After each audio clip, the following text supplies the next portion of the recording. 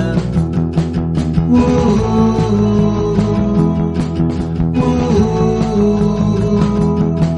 We ain't tiny people and we play with them. Hello, and welcome to the dreaded 13th episode of Miniatures Monthly. The pod is darker. The clouds are swirling above. There are moons, various ghost moons. Various kinds of moon. The portents are malign. They're misaligned in some cases. Darkening of the podcast. Indeed, indeed. My name is Chris Thurston, and as ever, I'm joined by Tom Senior. Hello. Hello. So we've kind of rotated through we actually were wrong when we said we rotated through all of the Chaos God numbers. Because remember there are 5. Yes, I always forget the rats. That's what they want you to do. And their number is 13. So in Yeah. addition to this being the month of spooky ghosts and even spookier moons, it's also a pretty good time to be a little rat friend. They're back. Or a big horny rat friend. Actually, I'd mean that slightly differently to what I said. So he's kind of he's a little chaos god now. He is, yeah. Well, so we've got a whole bunch of different sort of Age of Sigmar and Shadespire related kind of things we could bounce off to here. Yes. But one thing, let's just erratically bounce all over this subject in a way that vaguely makes sense. I like how in the book Malign Portents, which is now out, which we've read and we'll definitely discuss a little bit more, there's a sort of you get a reaction from there's a spread which is just how each individual of the 4 traditional brother Chaos Gods all react to what Nagash is doing in the Realm of Death in the Age of Sigmar. And then you turn the page, and on the next page, as if to say, also him, the Horned Rat is there. Yeah. And that must be a stylistic decision, like almost the turning of that page to reveal that, oh, you forgot about the Horned Rat is, it must be deliberate, right? There's no reason they couldn't have just really felt that way. Put them into a page. Definitely the case. I really enjoyed that's one of my favourite spreads in the book, actually, because there's some brilliant art behind each kind of passage, which kind of reflects the Chaos God.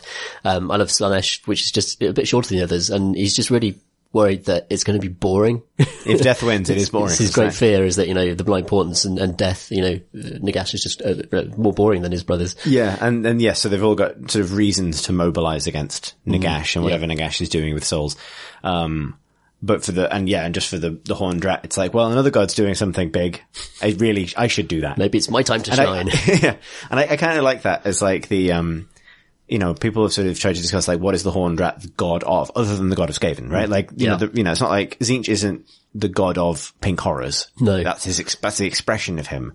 Skaven aren't demons that, they happen to worship the Horned Rat, but what is the Horned Rat the chaos god of? If the chaos god if he is indeed, it is indeed a chaos god. And I kind of like the idea that it's the chaos god of sort of being forgotten until the last minute. Yeah, I mean, I guess Secrets kind of taps into this, but is there a chaos god of betrayal and, Tzeentch really, like, kind of is it? Yeah. So, Kieran Gillen actually wrote something about this for Hipshammer, which I thought was quite good about like where the Skaven fit in the Pantheon, which might link in the show notes actually, about sort of them being sort of always underfoot and sort of representing the sort of kind of sort of multitudinous combination of all of the different sort of aspects of the Chaos Gods, from entropy to violence to betrayal to excess, but in miniature almost. A bit like if Archaon and the Everchosen and the kind of Chaos Undivided thing is like all of them in excess. Yeah. The Skaven are sort of like all of them almost in parody. It's I kind of like those kinds of like poles. The other Chaos Gods kind of reflect an aspect of human experience. I mean, rats aren't necessarily an aspect of human experience. I mean, I like the idea as kind of a pretender. Is that the Chaos Pantheon most closely fits what the Horned Rat wants and believes, but there's no sign that the other gods really accept him. They use him like the Horned Rat is a useful thing. Yeah. They're also using the Horned Rat's ego to control him, and actually, he's not really a chaos god. He's just a kind of vassal state. Yeah, but a really dangerous one. Yeah, who could just lurch up at any moment and kill someone. Yeah, and the focus so far has been to the Horned Rat wanting to kind of upend Nurgle, but it has the potential to kind of upend any of them, which is interesting because it embodies a little bit of all of them. Probably Khorne the least, because martial honor is not really no. The Skaven thing. Very much pestilence obviously fits them. But yeah, maybe that's it. Maybe it's the usurper god rather than a god of something. It's the god of the potential to destroy, and replace. Yeah, which is in some ways entertaining because it's almost more Tzeentch than Tzeentch, to some extent. Yeah, that's a lot of fun. And another good number 13 fact is that so I picked up the Skaven warband for Shadespire, which we could also talk about, and got the card pack with the card sleeves. Yeah. And those are supposed to come with, and our advertisers coming with sleeves for the characters, 20 sleeves for the ploy and upgrade cards, and 12 for the objective cards, because it's a deck of 12 for them. That's the legal limit. Yeah. And I noticed mine come with 13. Really? 13 being the Skaven number. I was like, that can't be an accident. Surely can't be an accident. So I posted on the Grand Alliance forums about it, and a few other people said the same thing. That's so apparently fantastic. they just slip an extra objective card in there. It's illegal to use all 13, but the most Skaven thing to do would be to use all 13 and cheat. So that's fantastic. Don't cheat in your games of Shadespire, obviously, but that's a great nod, isn't it? If you are going to, then that's probably the way to do it. Yeah, that's awesome. That's really nice. Yeah, so it'd be interesting to think where we should start. Maybe we should start with some of that Shadespire stuff, because it's that's been a really interesting addition to the game. It's now sort of settled in to a little extent, I believe. So yesterday at Warhammer World, at the time we're recording this, was the first Shadespire Grand Clash at Warhammer World. Yeah, which I was hoping to attend and really looking forward to attending, but unfortunately the arrival of the Everwinter for 2 days in Britain basically shut that plan down completely. It also resulted in the Age of Sigmar Open Day being cancelled, which may have resulted in some reveals and things being pushed back. Right. Yes, that makes sense. That's the main malign portent to have struck Britain in this phase of the malign portent thing. It is just a horrendous snowstorm that has shut down everything. Yeah, and it made it impossible to get to Nottingham, basically. Yeah, that's a shame. I mean, it sounded like they were quite cool about it, and they basically some designers still went down apparently. And they ran a sort of ad hoc open day for the people who were able to make it, but cancelled the open day. They cancelled Golden Demon, but they did run the Shadespire Grand Clash because they didn't require as many people to run it. So obviously sad to miss out on that, but I watched the final last night. I couldn't see the very end of the final, but I believe Skaven won. Ah, interesting. So, which is interesting. And it was Orcs versus Skaven at the end, which is interesting because Orcs are the powerhouse of Shadespire to a greater or lesser extent. Not because I think they're necessarily overpowered, but I think because they have the shallowest learning curve. Yeah. And so they are overrepresented and therefore do better on average, if that makes sense. That makes sense. So like that's an interesting matchup, because I think Skaven are interesting as quite a high skill cap warband with some very powerful tricks. Yeah. But they don't have out of the box amazing health or amazing damage, or the things that kind of give you easier wins. For sure. I was going to say actually, as a footnote, I've been really impressed by, both how, the Warhammer World, staff handled the weather this weekend, which is just obviously a very unexpected problem to have in March.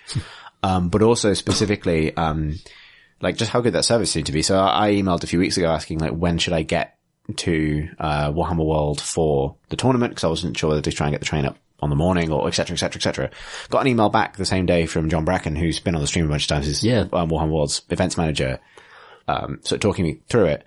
And then basically John just kept emailing me every time something changed for the next couple of weeks, just kept me on top of things.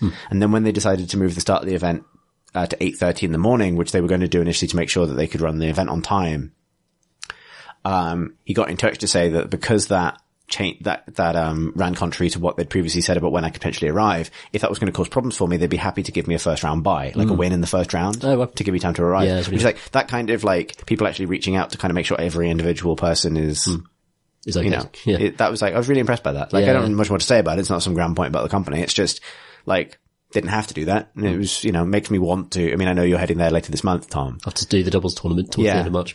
You might even get lucky in that. I wouldn't be surprised if that's when they reschedule the open day for. Oh, that'd be good.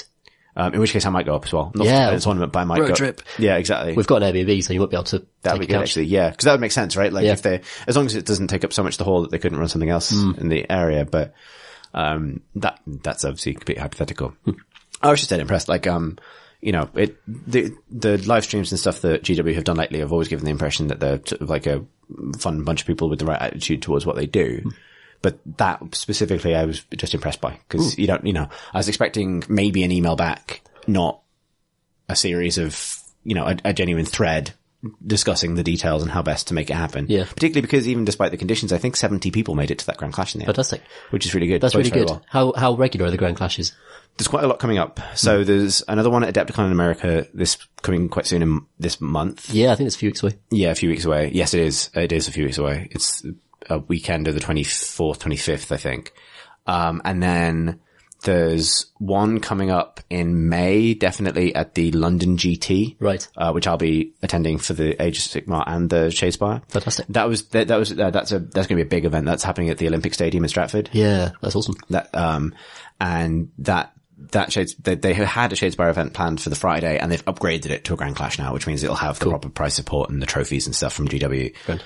And then there's also going to be one on the Friday of the UK Games Expo, which is the first weekend in June or July. Right. One of the J months. That's cool. So it's every few months then. Yeah. I feel like GW are just sort of, cause I think the only difference between a Grand Clash and just a monthly tournament or something is like a few extra prizes that GW send along. And I think maybe if they have a team there that can cast it or something like that, then, that'd be awesome. But yeah, that's super promising. And the fact that there's a few more coming up makes me a little bit less sad to have missed this first one. But we should talk about the warbands themselves. So the new ones are, Spikeclaw Swarm, which is a Skaven, and the Chosen Axes, which are Fire Slayers. Naked, sweaty, ginger dwarf. Very, Dwarden, sorry. It's revealing, sculpts. If you turn them to certain angles, you can't see that they do not have an they anus. do not have any. They don't. I don't know who thought to check that, but, it's confirmed. It was an interesting sculpting decision because most models do have some kind of underwear on. Yes. If that's a thing. Like, pink horrors don't, but they don't have bits. No. That's fine. They're demons. Yeah. But like, sorry, I've managed to get into so the main bit of painting I've done this month has been my Dark Oath War Queen, and I spent a lot of time on that model, lots of sub-assemblies and things, and, making sure, and she's wearing like a loincloth, and the inside of that loincloth includes underwear. Right. You know what I mean? Like, in a way that pointedly, these little dwarves do not. They are all and I love that this is the first, the first thing. They're going commando, but they're smooth like a Ken doll. Yeah. So there's, you know what I mean? Like, is that commando? Well, good question. You know what I mean? Like, if you have nothing to risk, are you a commando? That's a fair point. So that's, it's not the most interesting thing about the warband. That's why I'd bring it up. They're interesting because, we played a game actually. I was playing with my Skellies and you played with Spikeclaw. Yeah, it was my first time playing Skaven. Yeah. And it was an interesting game. It was novel for me as a skeleton player to be able to actually kill stuff fairly easily. Yeah. And be aggressive. And, it was quite an interesting kind of glory off. The kills on both sides and we were both feeding a lot of glory and that was kind of a different dynamic to a lot of other Shadespire. I'm impressed. This is the first time they have introduced new warbands that superficially mirror some things about the previous warbands. Right, yeah. Like, first wave of expansions, Orcs were the first 4-unit big beefy warband, and, Skeletons are obviously still the only 7-model warband. And then Skaven come along and they are 5 fast, units like Khorne, and they have a resurrect mechanic like Skeletons, like the Sepulchral Guard. The Fire Slayers are, there are 4 of them and they have loads of health like Orcs. But they also have sort of pretty interesting consistent damage across the board like Stormcast. Yeah. So it feels like this is the first set that have come along and been like, none of these mechanics is especially new. They're just in a different combination. Yeah. And I'm impressed by how, I love Shadespire as a little sandbox anyway, but like, I think it shows that you can introduce something new to that game that isn't like totally new, but it does feel very different. Yeah. And just in how the little individual bits are configured is really pointed. Yeah. The generic ploys and upgrades are really interesting as well in both sets. With some really, really interesting kind of movement mechanics, so-called Earthquake, that just lets you shove every single character on the board in a given direction, 1 hex in a given direction. And using that to kind of bump people off points or bump people into traps and stuff like that is really, it's really strong movement game. Yes, it is. And it's becoming more and more important, I think. That card is sort of particularly important because it comes with the Fire Slayers. Yeah. But it's in some ways the counter to Fire Slayers. Yeah. Because, well, it's one of them, but it's something they have to play around. They have to be willing to play around. So the Fire Slayers are kind of defined by, their 2 things. One, how slow they are, but also by their inspire mechanic, which means they inspire at the end of an activation phase in which they are end it standing on an objective. Yes. Which means what happens in that final ploy phase when you can start shunting people around really matters. And so if a dwarf player spends every single activation getting one of their dudes onto an objective and then you earthquake them all off, you've basically removed an entire turn for them. But similarly, that card also really punishes a lot of objective grabby warbands like my Khorne, actually, like who want to go for, I'm really enjoying seeing how that stuff coming in, because particularly given that the game was designed as a single set of cards and we're getting it piecemeal. Like, when they were talking about the new stuff, there's another card, Deflect. Rebound. Is it deflect or rebound? I think it's rebound. Yeah. Which is you have a 1 in 3, when you get hit by an attack, you roll a dice, you have a 1 in 3 chance of getting the result that means the damage just gets bounced back to your opponent. Yeah. Which is nuts, potentially. Because you have something like Oberyn with +1 damage smashes a skeleton and you play rebound and he kills himself. Yeah. A petitioner, for example. Yeah, exactly. Which is insane, isn't it? And it's a 1 in 3, but over the course of a best of 3, if that happens once, it wins you a game, that could win you the set. Like, it's interesting, isn't it? I love that Earthquake card as a Skellies player, because, you know, the ability to move 7 characters 1 hex and increase their threat range by that amount is actually potentially because you are moving your opponents back the same distance. That's true. But if they hit a wall, they don't move. That's so true. you have, you know, the strategic. Yeah, it's just really interesting. I'd really like the way it plays. It was interesting playing against the Skaven, because they do have, I really like the card combination which lets you push someone and then use a reaction card to say, oh, you've been pushed back into a trap. Yes. That's a really powerful card, actually. That's gonna eventually actually make its way into my Khorne deck. Yeah. Because there are a few different things you can do with that.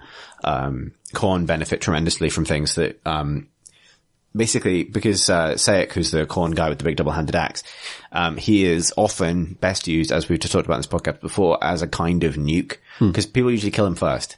So the more he can do with his first little moments of life, the more effective he is. And so Mighty Swing's very good for that. Yes. Like, you get it in your first hand of cards, you throw him into the enemy line, you spin around, you try and do a bunch of damage. And that's why Illusory Fighter is another very good card for Khorne, because it means that you can do that and then pull him back. Yeah. Nice. He's on one of those little, cords that you put toddlers on. Like, flings at them and then you bungee cord him back. Yeah. And then the Trap is another really interesting one, because Trap is like, if you push an enemy, you can play it as a reaction to do an extra damage.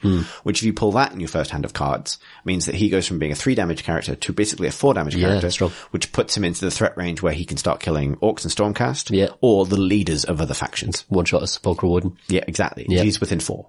And that's definitely worth taking the chance on. It's good, isn't it? Yeah. So those things have introduced some really interesting, both deck building, but also, positioning, decision mechanics to the game.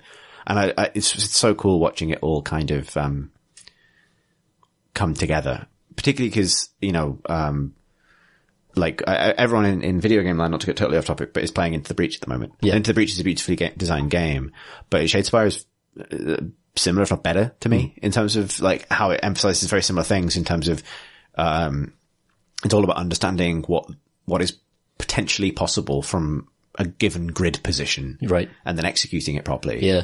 The kind of interesting sort of asymmetric nature of Shadespire's objective decks and things is creates that kind of sense that I don't know what my opponent's trying to do, but I think I have a good idea. So how do I counter that? And it creates that level of kind of strategic uncertainty that, you know, most grid strategy games don't have, because they're usually built around absolutes, whereas Shadespire has so many cool mechanics that can turn strange, you know, people can try and engineer weird situations where you can still win, which I really, really like about it. Yeah, I really love how Warbrand's personalities are expressed through their mechanics, which is something I always admire in game design. Yeah. Where, you know, the fact that Skaven are so sneaky and can chain ploys together, and in fact inspire based on ploys, is just such a themey thing for them and feels so right, even as, you know, it's an interesting game mechanic as well. Whenever those two things cross over, that's when both my imagination is fired up by the nature of the warband, but also like the gamer side of my brain is also going, ooh, think of all these possibilities. Yeah, that really affects like how you choose to, because you can do like there's the Skaven high five, because they're required to be chosen by a ploy, and almost all ploys in the game are choose a fighter. But the exception to that is confusion, which is choose 2 fighters and swap them. If you have confusion in your first hand, you know this before you deploy. If you have any deployment zones on your board that are adjacent to each other, you make sure you put Scritch and Kirk, who are the two good Skaven, next to each other, and then you switch them at the start of the game and they both inspire. Yeah. And you've technically you've thrown away a ploy that can be very strategically useful later in the game. You can use it to swap enemies out of position and that kind of thing. But you've made that trade-off to inspire your characters and, and that creates that tells your opponent that you've burned that card, you don't have it anymore. And you know what I mean? All of this stuff, that's where the real exciting kind of meat of strategy games comes to for me is when it's like, oh, you've done this, so I know you can't do that. So therefore, and that's what Shadespire gets out of being a card game as well. It's a reason for it to be a card game and not just a kind of game of binary or like revealed interactions. It's got so much going for it. It's also worth mentioning actually that all those models are rad as well. Lacking inconsistent amount of anuses. Notwithstanding. It's not something I've ever required from my models, thankfully. No, you could, all you need to do is it's exactly the same discipline as drilling out bolters. If you've got a little drill, then get a little pin vise. Then if you really need the anatomy to be on point for then you can solve this problem, to whatever extent you feel is appropriate. When you're going for that golden demon entry, they really do check everything. Yeah, that's true actually, yeah. So they'll want to know. Goodness me. Howdy poop. That's these kinds of questions you have to ask when you're a heavy metal painter. Yeah. It's a good release. And so this, if I'm right, is the first wave of Shadespire. So these are the ones that are designed together. There's 2 more to come. So, of course, there's Vanguard and Khorne Warriors. Okay. Yeah. So there are 2 left of this sort of round. Okay. That's cool. You can actually figure out. So this is going to reveal, my second favorite thing, after painting, is, organizing. Cause in terms of the things I do the most, right? Yeah. So painting, organizing, and then playing, really, in that order. And so I sort of doubled down on kind of organizing my Shadespire cards and things. So I've got two binders now. And I've arranged all the cards by type and number. And so this is possibly the most boring subject on earth. But I'll show you. Yeah, there they are. Yeah. So I was looking around the room there and funny. But while arranging them by type and number, I realized that the way they are numbered is based on what type of card they are. It has a certain block. So all of the universal upgrade cards represent one block of numbers out of the 470 cards in Shadespire. Yeah. And in that block, they're alphabetical. Right. So, hypothetically, if you were a big enough nerd to do this, you can figure out exactly what letters the missing cards begin with. And I can tell you, there's a bunch of objectives beginning with A missing, I think. Right. That's because Awesome punch. Yeah. There's basically no way to speculate. But if you were digging for an article about Shadespire, that's certainly there's something there. That says more about me than it does about the future of Shadespire. But I did do that. There's holes basically in where the new stuff will come in. And I'm really kind of interested to see what that is. And there are some holes that we know what they are. Like we're missing the last 2 Cataphrane artifacts. Oh yeah. Which is almost like a World of Warcraft set bonus. Yeah. And actually, I've started building a skeleton deck around that. Interesting. Because I think there are 2 warbands that can do that. Because the way that works is, you have upgrades that actually don't do much by themselves. But you start getting a set bonus the more of them you add, and they get pretty good. You get like rerolls and stuff like that. The last one, which you can't do at the moment because the full 6 cards aren't out, is nuts. Right. You've seen what the last one is? Isn't it just like 5 glory or something? Yeah. It's an action that gives you 4 glory. You just do it every turn. Yeah. I mean, obviously you're not going to get it on until turn 3 probably. Probably, because you need 6 glory to even get all those cards. I think I could see why you'd want to put it on Skellies because you don't need the upgrades on Skellies. On everyone else, and you just put them on the Warden. Yeah. And so, it just becomes fabulous. If I ever pull it off and it's actually fun to run, I might buy a second set of Skellies and convert the fabulous Warden. So you swap him out. You use Stormcast parts to just make him really shiny. Yeah, I think Stormcast are the other warband that could hypothetically do it. Yeah. Because they already have to be super efficient about piling up upgrades on one character. And in that case, in the Stormcast case, I don't think it matters which of them end up getting piled in upgrades. Yeah. I think your problem with Skellies is they struggle to get going with glory, so actually generating the glory in early rounds to start putting the items on your board would be hard. But it is cool that there's stuff like that kind of lurking in the game, like the whole Cataphrane thing. They must have designed that for a reason. Yeah, 6 cards, right? Like that are dedicated to that. It's a funny theme build, isn't it? You can see people going to tournaments just have a laugh with the Cataphrane build, you know. Yeah, totally. And then there are things like the keys, which are really interesting. Oh, yes. Which are the upgrades that if you have that upgrade and that character is holding a particular, each key is specific to a particular objective token. So if you have, I don't know, I think it's the blazing key and you're holding objective 3 at the end of the game, you get 2 points, which is quite a lot. that has sort of found a new lease of life for Skaven, because Skaven are really good at getting around the board. They can resurrect into your backfield.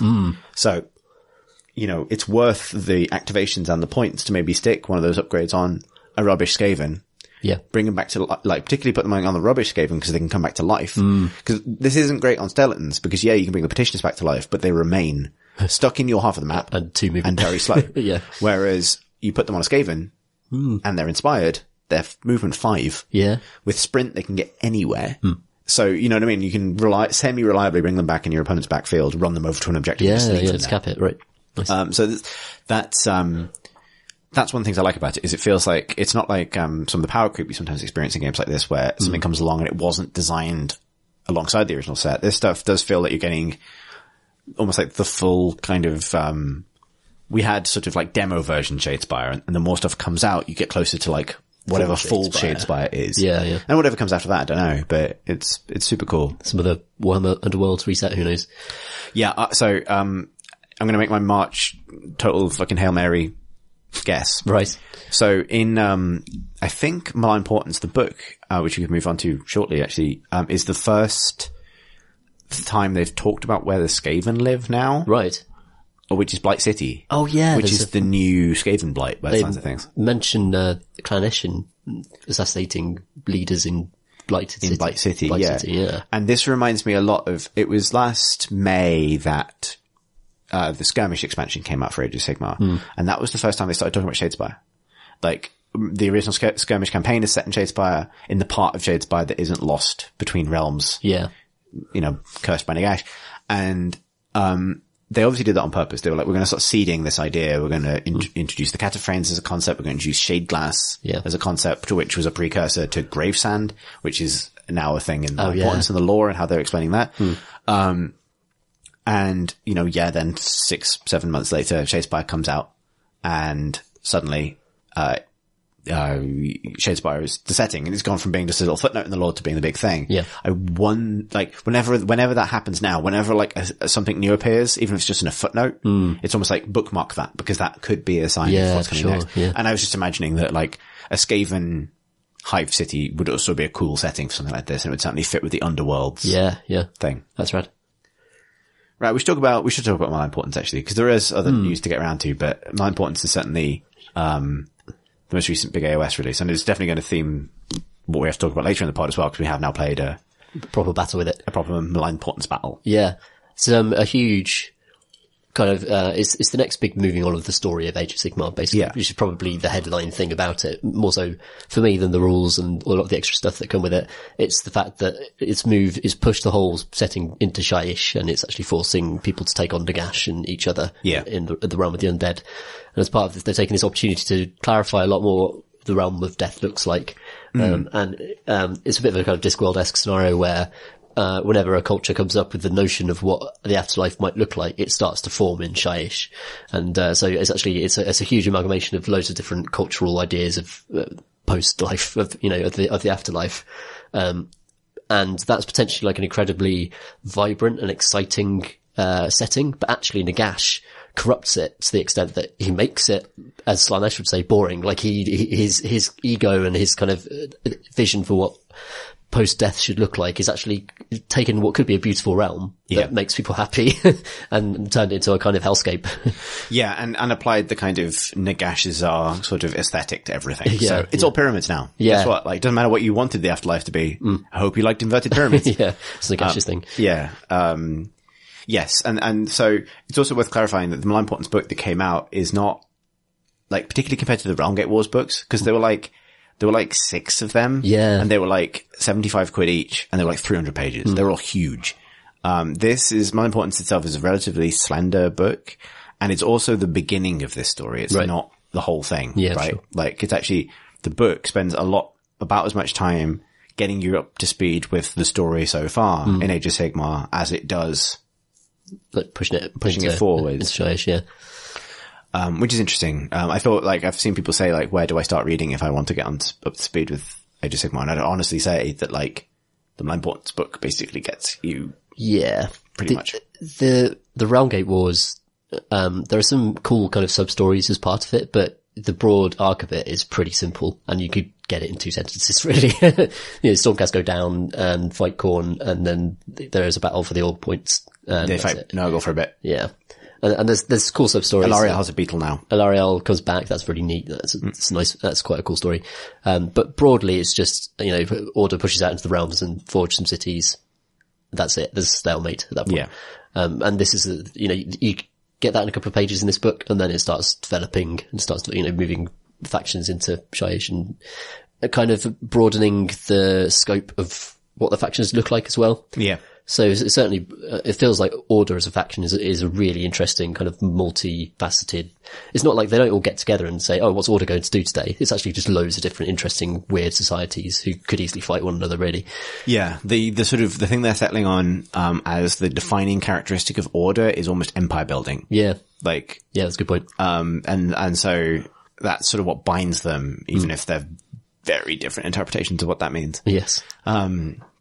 Yeah, there's some cool developments. So to kind of, so Nagash is building something that requires a lot of souls, and there's been a lot of clarifications for like how the realms fit together and how they work. I think we talked about that last month maybe. But one of the things that's come along is every realm has its own kind of matter, called Realmstone, which is sort of related to what that realm is like. So for Shyish, it's Gravesand. And Shadeglass, which is the thing that traps souls in Shadespire, is made from Gravesand. It's in the same way that glass is made from sand. Right. Like that's kind of what it is. It's processed Realmstone, basically. And this kind of reminds me of Warpstone. It feels like the whole old Warhammer kind of crystallized magic thing that the Skaven love so much has sort of grown out into a kind of lots of different elemental forms, which is appropriate to the way the setting has changed as well. But Nagash is gathering all that up to build something, and that something is very, very likely to do with souls and the siphoning off of souls. Yeah. That's sort of expressed through a bit of Slaanesh worries about this as well. That's the god most fond of eating them. Yeah. But I think what surprised me actually is that sort of the Malign Portents story is really about how all of these different armies from all of the Grand Alliances kind of come together. And how it's a complete mess. Like, the kind of, the cliffhanger it ends on is that this is a kind of battle without end in a collapsing kind of realm of death, bloody hellscape that nobody apparently is going to win. And partly that benefits Nagash, obviously, because more death is more death. And that, all of these different armies have the chance to reach Nagash's stronghold and put an end to what he's doing, but none of them have. But also, the reveal at the end of the Malign Portents book in true kind of traditional Warhammer fashion that one of the main factors engineering that chaos is guess who? Tzeentch, which is really weird because it's like chaos is also involved, you know what I mean? It's like this huge Khorne horde is basically completely screwed over by Tzeentch at the same time as the Stormcast get completely screwed over by Tzeentch. Yeah, it's interesting. I mean, you could read it as Tzeentch basically seeing the whole thing as a way to get at Khorne. Basically, it seems less worried about Nagash. I mean, Nagash is a god, but it's never seemed that the Chaos especially fears him, really. No. Archaon just went out and slapped him down over and over again, for an entire era. So, that feels like Nagash is a solved problem for them, even if they don't necessarily know what his grand project is this time. They've put him down so many times that they're more interested in using Nagash's plans to shaft other Chaos Gods and humans. Yeah, and this is expressed because, I liked that they bring back Vandis Hammerhand. Yes, yeah. And he's having real bad dreams about spooky skeletons. Yeah. And this is enough for him to go to Sigmar and say, we've got to do something about them spooky skeletons. And Sigmar's like, okay, I'm going to build a planetarium and staff it with men with great handlebar mustaches. A great plan, Dad. Yeah, the Lord Ordinators sort of, well, first of all, Sigmar goes up into the heavens and throws down a load of rocks everywhere. And then he sends down Lord Ordinators to find the rocks. And it's like kind of a dick move. It's like, why don't you just send them both down together? Yeah. Go and quest for hundreds of years to find these things and then, build scrying citadels on them. But yeah, so I kind of, what I liked about that part of the story as a Stormcast player is that it actually suggests that the Stormcast can change Sigmar's mind and that they're not just like slavishly following his every command. Yeah. Is that they actually are thinking beings who can come to him with problems and actually change his course of action. So it changes it from being like a god subject relationship into something a little bit more interesting. Yes. Yeah. Like Sigmar's approachable in the way that the Emperor isn't, for example. Yeah, exactly. Yeah. And something I really like about the way the Age of Sigmar fiction is maturing is that's kind of how a lot of the gods kind of behave. Like they are super powerful, but it's complicated being a god. There's, we talked about this last month, but, Nagash and Dying King, which is the Josh Reynolds book that I just read last month, has a lot of this because Nagash is kind of unreasonable, and even his Mortarchs know that. Yeah. And a lot of their life and death is spent steering Nagash towards a way. Even Arkan, who's traditionally the kind of head prefect of the Mortarchs, he's the most loyal and the most kind of like Nagash in aspect, spends a lot of time going, no, because Nagash is unstable in some ways. It's kind of managing him. Yeah, similarly, Spear of Shadows has a lot of characters interacting with Grungni, who's the god of the Forge. Love those scenes. Yeah, and Grungni is kind of really interesting because have you finished Spear of Shadows? No, about 2/3 of the way through. Okay. I mean, there's a nice moment at the end that reveals why the gods don't act. And this is not really a spoiler, so I might say it because it kind of frames a lot of things, and it might explain some things about Sigmar. Yeah. It's that when the gods act, they basically act as like a force multiplier and a beacon for other gods to act. Right. So if a god manifests in the mortal realms, it kind of allows the other gods to do it. So they stay out of it. Like, this is sort of established by that, like, literally Grungni's presence in the mortal realms means that the moment Grungni is present, Khorne starts getting closer. Like, almost like a kind of, like a celestial object. Like, as soon as he's there, it's like a magnet. Khorne will start getting closer and closer and closer. Yeah. So they have to stay away and act through proxies. In order to kind of keep the balance, which I really like as an idea. Yeah, like, sort of explains like they're very active and they are fallible, but they have a reason to kind of be cautious about how they use their power. Yeah. They've also come out of an entire eon, where they did act in the mortal realms all the time. And like Sigmar would actually lead his armies and then he would fight Khorne. And it was a disaster. Like everybody died. It was terrible. Like, even if Order was, winning, they weren't really, because it was just, everything was war all the time, and that escalation just defeated the point of there being any civilization. And this will be a really interesting thing to talk about when we get to Daughters of Cain, which will be the big month thing we'll get to in a minute. Yeah. For various reasons. And I went back and reread a lot of end times fiction this month because I had a lot of reading time. And actually a lot of that stuff feels more important to Age of Sigmar than I thought. Yeah. Along those lines as well. So yeah, something we'll jump off when we get to this month's battle report, because actually one thing I think I like that we did today is we'll see what happens, but we've jumped back into full on Stormcast versus Tzeentch Age of Sigmar now that we've got all these new rules and a new setting. In some ways, I guess we're ready to sort of start throwing those armies at each other again and moving that story forward. Refreshes it a bit. 100 years later kind of thing. Yeah. But found a cool way of tying it explicitly into what's currently happening in the fiction. And that's sort of tied to what happens at the end of Malign Portents, which is that, the Stormcast sort of Hammers of Sigmar part of that great battle in Shyish, is partly led astray by a Vanguard hunter prime, I think, called Gale Walker, who tells the leader of the Stormcast, don't be such a coward, help your own people. Yeah. Because there's a different storm host, I think the Anvils of the Heldenhammer, who are bogged down in this battle. And the Hammers of Sigmar turn back from attacking Nagash to go and bail out their friends. Then the ground collapses. It's full of goblins. It goes to complete shit. Yeah. And in that battle, Gale Walker then vanishes and is never seen again. And then the last the last moment in Malign Portents is Gale Walker, approaching this Warscryer citadel that the Stormcast and the Chaos Forces previously used to find out where to fight. Yeah. Except on his way back, he turns into the Changeling and the citadel turns into a silver tower. Yeah. Which is a real, like, whoa, what the, given that those citadels were created by Sigmar, there's like that sort of, yeah, it's really cool, isn't it? And yeah, I do feel like it's fun being a Tzeentch player a lot of the time because you're kind of in everyone's stories all the time. when the cities got built at the end of the Realmgate Wars thing, and it's like, oh, by the way, all of those architects, they were all the Changeling. That's why your infrastructure is so bad. That's why the bins are picked up on Tuesdays. A plan within a plan. Yeah, Tzeentch always there, isn't it? Whereas, Khorne isn't always there. Khorne is the barbarian at the gates. Tzeentch is always inside the fortress. Yeah, making just doing weird things. Just doing weird things, dancing. Being a weirdo. Giving people dreams. So we built, we'll get to this, I guess, when we get to a battle report, but we built our scenario out of that idea. Right. So, I really like that idea. Yeah, it's really nice, isn't it? You have your detachment of the Hammers of Sigmar characters that you'll know from your army, like Tantris, being sent to find out what happened to Gale Walker and encountering the Tzeentch army on the road to the Silver Tower, which is a nice kind of... It's rad, isn't it? Yeah. They're back, everybody. Fighting again. Yeah. I'm going to find out what happens later in this episode, actually. So I really like that stuff. So that's the lore part of My Importance. I guess we should talk about the rules, because there's a lot of them. There are, actually. Yeah, I was surprised. When we get to our battle report, because that's probably the best way to introduce them, I think, because we could use them.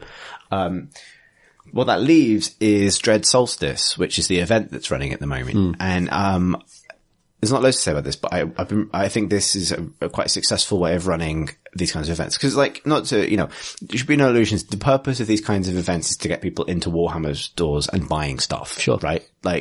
That's why they've always done these kinds of big, whose Grand Alliance is going to win type things, where you go in and you register results and you push a bar in a direction. Yeah. However, I really like how they're doing this one. I think given that it's in that genre, the big difference is that, this is to sort of chart the ongoing course of what's happening during the Malign Portents. So every week something happens. There's some situation. So week 1 was just the Malign Portents are happening. There's weird stuff happening everywhere. You think that's Khorne, it's human teeth. Whatever. Yeah. Right? That kind of thing. And then there's a question, which is what do you do?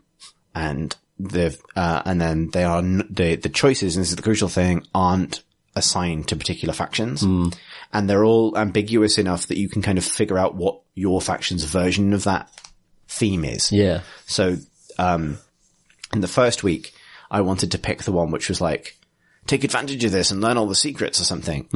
Because that feels very Tzeentchy to me, but could also be a sort of, We need intel in this thing. Yeah, exactly. Thought the Stormcast, yeah. And then, but the one that got chosen by the community at large was, slay all of the naysayers, which is go out and find all of these prophets of doom and people who are saying that the Portents are going to destroy everybody and kill them. And, which could be a Stormcast purge, kind of of heresy. It could be, chaos warlords slaying all of the people who's, speaking against them. You know what I mean? You can do your own version of this for your army. Yeah.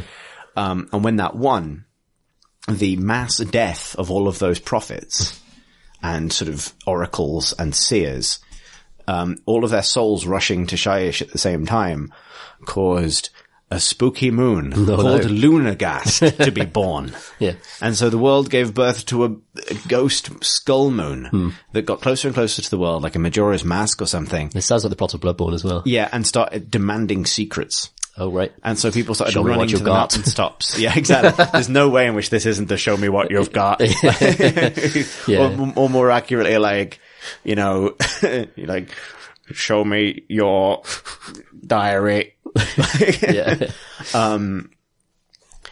And that created that mad situation. And then with that came new rules for a week. So new rules and then a new decision, which, I really like because, the next decision was do you take this opportunity to learn all the secrets? Do you, pray to your own gods for salvation? Or, do you do what the Skaven did during the end time and try and blow up the moon again? Not again. Yeah, exactly. And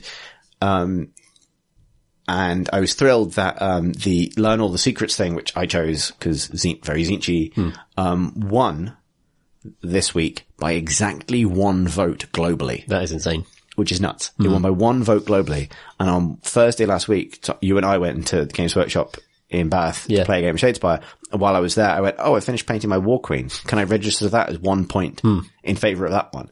So I like to think I specifically did that. Yeah. I know that's not how that works, but I've decided that it is. That's reasonable. So that means my War Queen specifically, my harbinger of the Malign Portents, is responsible for that. Pushed it in this direction. Yeah, exactly. So when will we learn what happens next? So those results are out. Okay. And then, because it resets on Thursday. So then on Thursday, whatever happens next will happen. And this is going to go for the next 6 weeks, I think. Right. But I think the idea is that these outcomes will change things about the way the lore works. Oh, cool. So like a lot of the cities that support the Firestorm expansion, which we need to get around to playing, came about because of the event they ran after the Realmgate Wars. Right. And all those cities exist because Order completely smashed that event. But one of the reasons Order completely smashed that event was because in that thing, it was based on Grand Alliances. And it was partly like battles won and things painted, but it was also stuff bought. And that event started, I think, the same weekend Sylvaneth came out. Right. And so Order totally smashed it because Sylvaneth were huge. And so that, you know, all those models were selling like crazy. So Order completely smashed it. And that meant all these cities got built at the end of the Realmgate Wars, whereas otherwise it would have been more Chaos Wastes or something like that. So I think stuff like, you know, it's kind of cool to think maybe Lunagast, the spooky moon, is kind of here to stay now as a feature of the Mortal Realms. Right. That may be crucial in some novel in 5 years that somebody writes. And I think that's what kind of appeals to me about it is like, or appeals to me about this kind of storytelling is that so much stuff in, sort of the long form world building comes about due to kind of innocuous things. Like, you know, I think a good example of this is like the original Adeptus Titanicus board game, Titan fighting game, needed a setting where Marines could fight Marines because they didn't want to do two alien factions or something. So, why don't we have some kind of heresy? Right. So they invent the Horus heresy. And then that's an amazing story now. Years later, there's 50 odd novels. You know what I mean? Like, so maybe there'll be 80 novels about Lunagast, the spooky moon, everyone's favorite Age of Sigmar character, and it'll always all come back to that vote, you know? Like, could be the new Chaos God. What, Lunagast? the god of yelling at people to ask for their personal secrets. The god of what you got. The god of what you got. So yeah, that's been neat as well. That's really cool. I love that.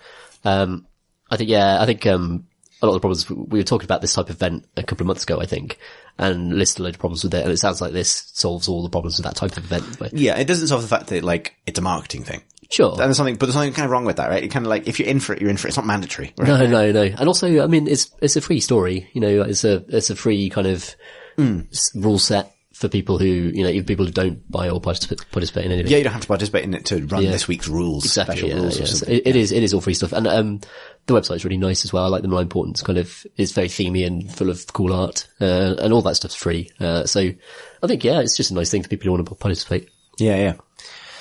So the other, and I guess final bit of AOS news is the fact that I guess this weekend, Daughters of Khaine, which is the latest huge release, you know, big release or sort of, you know, big update to an old range, but also substantial amount of new stuff. Yeah. Trying to think where to start with this. So there's, so the story side to this, because this is a bit of a left turn from everyone expecting a big death release. Yeah. But guess what? Snakes! Is that, Morathi, who was eaten by Slaanesh at the end of the End Times, is back and, with a really rad model that I like a lot, where she has two forms, one, which I think we discussed as a rumor last week, but we were correct about, which is that she has one where she's the Oracle of Khaine, where she's in sort of elven form with big gold wings, and another where she big snake. Yes, which is her true form. Insanely good model. Yeah, it's great. It's so dynamic, and it's kind of the posing is so perfect on it, and it's kind of rearing back, and the wings are swept around her, you know, and it's a similar pose to the smaller version of her, but she's thrusting forward the staff. Yeah. Which is kind of unleashed the full kind of wild power of her. And there's some cool rules, like, you can choose to transform her, but she also has a chance to kind of like freak out if she takes wounds, which is kind of interesting. Yeah, okay. Go Hulk out basically into proper Morathi form. Right. And yeah, obviously big rules update to the Daughters of Khaine. There's a bunch of, probably a bunch of things to discuss. One thing from a lore point of view that I found, really interesting is obviously the whole thing's called Daughters of Khaine. Morathi is supposed to be the Oracle of Khaine. Khaine being the kind of, old world elf god of murder and war. Definitely not Khorne. It's not. Definitely make not. no mistake. Khaine, not Khorne. Not Khorne. However, one thing that they've kind of confirmed is Khaine is dead. Yeah. All the elven gods are dead. Well, all the old elven gods are dead. Right. Morathi is lying. That's She's so good. She has Khaine's heart. Yeah. His iron heart. And is using it to kind of get her followers to follow her. But all of their worship and their devotion and their kind of energy is for her benefit. Yeah. She's lying to them. which I think is really rad. So because it also frames that kind of godhood thing. Like, because otherwise, because, she, you know, there are a few gods that do act. Alariel's the other one. But Morathi isn't actually a god. She's just pretending. Well, you know what I mean? You know, she's getting close to something like it, but yeah. Yeah. That's really cool. There's definitely, I have seen, like, when they, revealed, like, the Daughters of Cain book and the rest of it, like, there's no getting around the fact that this is it's the Witch Elf update. And in doing so, it kind of puts the most kind of, like, certainly, like, probably the least progressive aspect of GW's fantasy range right front and center. Yeah. At this point in time, if that makes sense. Yeah. Which is something like, I don't know, I can definitely understand when people are put off by it, because the like, moving the BDSM elves into the Order faction is something that I can get behind, because I think it's nice that they're kind of detached from, like, guess what? Bikinis are always evil, which is right, certainly previously a Warhammer thing. Yeah. But it definitely feels like kind of awkward timing in a way, as the rest of Age of Sigmar and GW more generally start to begin this glacial progress back towards there being more female miniatures and more kind of interesting diversity in the game, with things like Neve Black Talon and Angarad and, to some extent, the new Escher gang, to some extent. And like Dark Oath, War Queen. Yeah, to some extent, again, because she's, I mean, we talk about that model in more detail, but like, they're sort of getting somewhere close, glacial, inch by inch, a little bit of progress. And then the, something like the Daughters of Cain release plonks the kind of most, kind of, not, I wouldn't say necessarily regressive, but certainly most, like, questionable kind of part of that range right front and center again. And obviously there are new models, and I like the new Morathi model. I like the other new models. So there's the Harpies, I think the Kainerai and the Medusae, and the Medusae, the snake archers. And I think they're actually pretty cool models. They're clearly kind of monstrous and dramatic and so on. But also you have all the old kind of, Dark Elf stuff, where it is very much sort of a little bit too kind of 80s TNA in some ways. Right. And that stuff, you can sort of inch it back towards acceptability with lore and with presentation and context. But it would be so nice if this was being contrasted with the fact that, let's say, there were female Caradron overlords, or female, or more female miniatures in other ranges, or better, you know, a new Liberator kit that has the option for female Stormcast Liberators. You know what I mean? Yeah. Like, what the setting desperately needs is variety. And it's nice that this big sort of female-led faction has come along all at once, but it's being contrasted with nothing but the kind of male-dominated Warhammer land. Yeah, it's a tricky, like, they've done this a lot with factions where they've done like a few new sculpts, Sylvaneth the same. Yeah. A few new sculpts, and, then basically just reuse the old range. It's obviously a business decision. Yeah. I don't know. I mean, it depends, like, how you take those models depends on the context in which you see them. Like, yes. And you can recontextualize them for yourself, and a book can do that. And I think that, you know, it doesn't have to be a kind of male gazy, you know, bikini fest type army if you don't want it to be, depending on how you paint it and portray it. I think you're right. And I think actually the art they've produced and the fiction they've produced is moving that stuff in a good direction. Cause you go back, you dial the clock back, you know, 10 years, 15 years, 20 years in the Warhammer, you end up with Morathi as the leader of the cult of pleasure. Yeah. Literally. Right. Like, she's worshipping Slaanesh, and Slaanesh is explicitly the god of, like, you know, anything slightly carnal sins, basically. Carnal, basically. Yeah. And that's all super, like, dated now, I think. Comes off as really dated. It is really dated, yeah. You know, they have done some progressive things with, you know, I like that they've moved them into Order as a faction. Yeah. From Chaos, or from something like, you know, evil. Because it means that, like, because Warhammer's always had that issue with, like, good being, like, completely sexless, and evil being, you know, like, everyone who's good is a paladin or a nun or one of the kind of kink-free elves. Elves kind of straddle that divide traditionally. Yeah. And everyone who's evil is kind of, like, got the nipples out, basically. It's like, and it's nice to see that redressed. However, like, sort of bikini-clad murderesses is definitely an old school fantasy trope. Yeah, it is. That maybe you can try and present in a kind of sort of contextualized or subverted way, or like argue that you're going for a kind of like, or even that you're going for some kind of retro fantasy vibe with the big 80s hair and the Frank Frazetta musculature and all the rest of it. But at the end of the day, you have done the Bikini Elves range. And if you understand how the production timelines work and how the schedule works, you could again explain that away. But it still means that this is the sort of front and center of it. Yeah. And I think this is specifically interesting considering what's probably coming next. Because you could also point to the fact that the Sylvaneth range is really interesting. Because one, the rest of the Wanderers kind of Wood Elves thing didn't have the same problem that the Witch Elves do, where it's like, okay, yeah. But also, when they did reinvent the Wood Elves, they're monstrous and kind of really interesting. And there's actually quite a lot of, like the way they reinvented dryads and that kind of stuff and created this whole range of like, sort of female or feminized monsters out of the Wood Elf concept was super successful. Yeah. But it just feels that with Daughters of Khaine, it's ended up in this sort of awkward middle ground where it's like, it's fine potentially if it's successfully contextualized by all the things that sit around it, but not all of those pieces are in place yet, if that makes sense. Like, yeah, it's difficult. I mean, there is an aspect to Warhammer in any kind of, especially very visually driven fantasy medium where everyone is hypermuscular or on the male side as well. Like, the musculature and stuff on Khorne Warriors is bordering on absurd, I mean, that's part of, what they're supposed to be about. But, it applies to female models as well. It does. And I like that there is some variety. Like, in their credit, like, the War Queen who I've finished painting, I've spent a lot of time painting, I really like as a model because she's still in that, like, Frank Frazetta, Conan the Barbarian vein, like the Dark Oath Chieftain. She's wearing, like, a metal bra, basically, and chainmail, and a big cape and huge shoulder pads and a big crown made of horns and all this stuff. But, she's explicitly, very muscular. She has scar tissue, that's modeled onto the miniature. She's, in a very dynamic pose. She has a really strong facial expression that isn't passive in any way. It's very dynamic.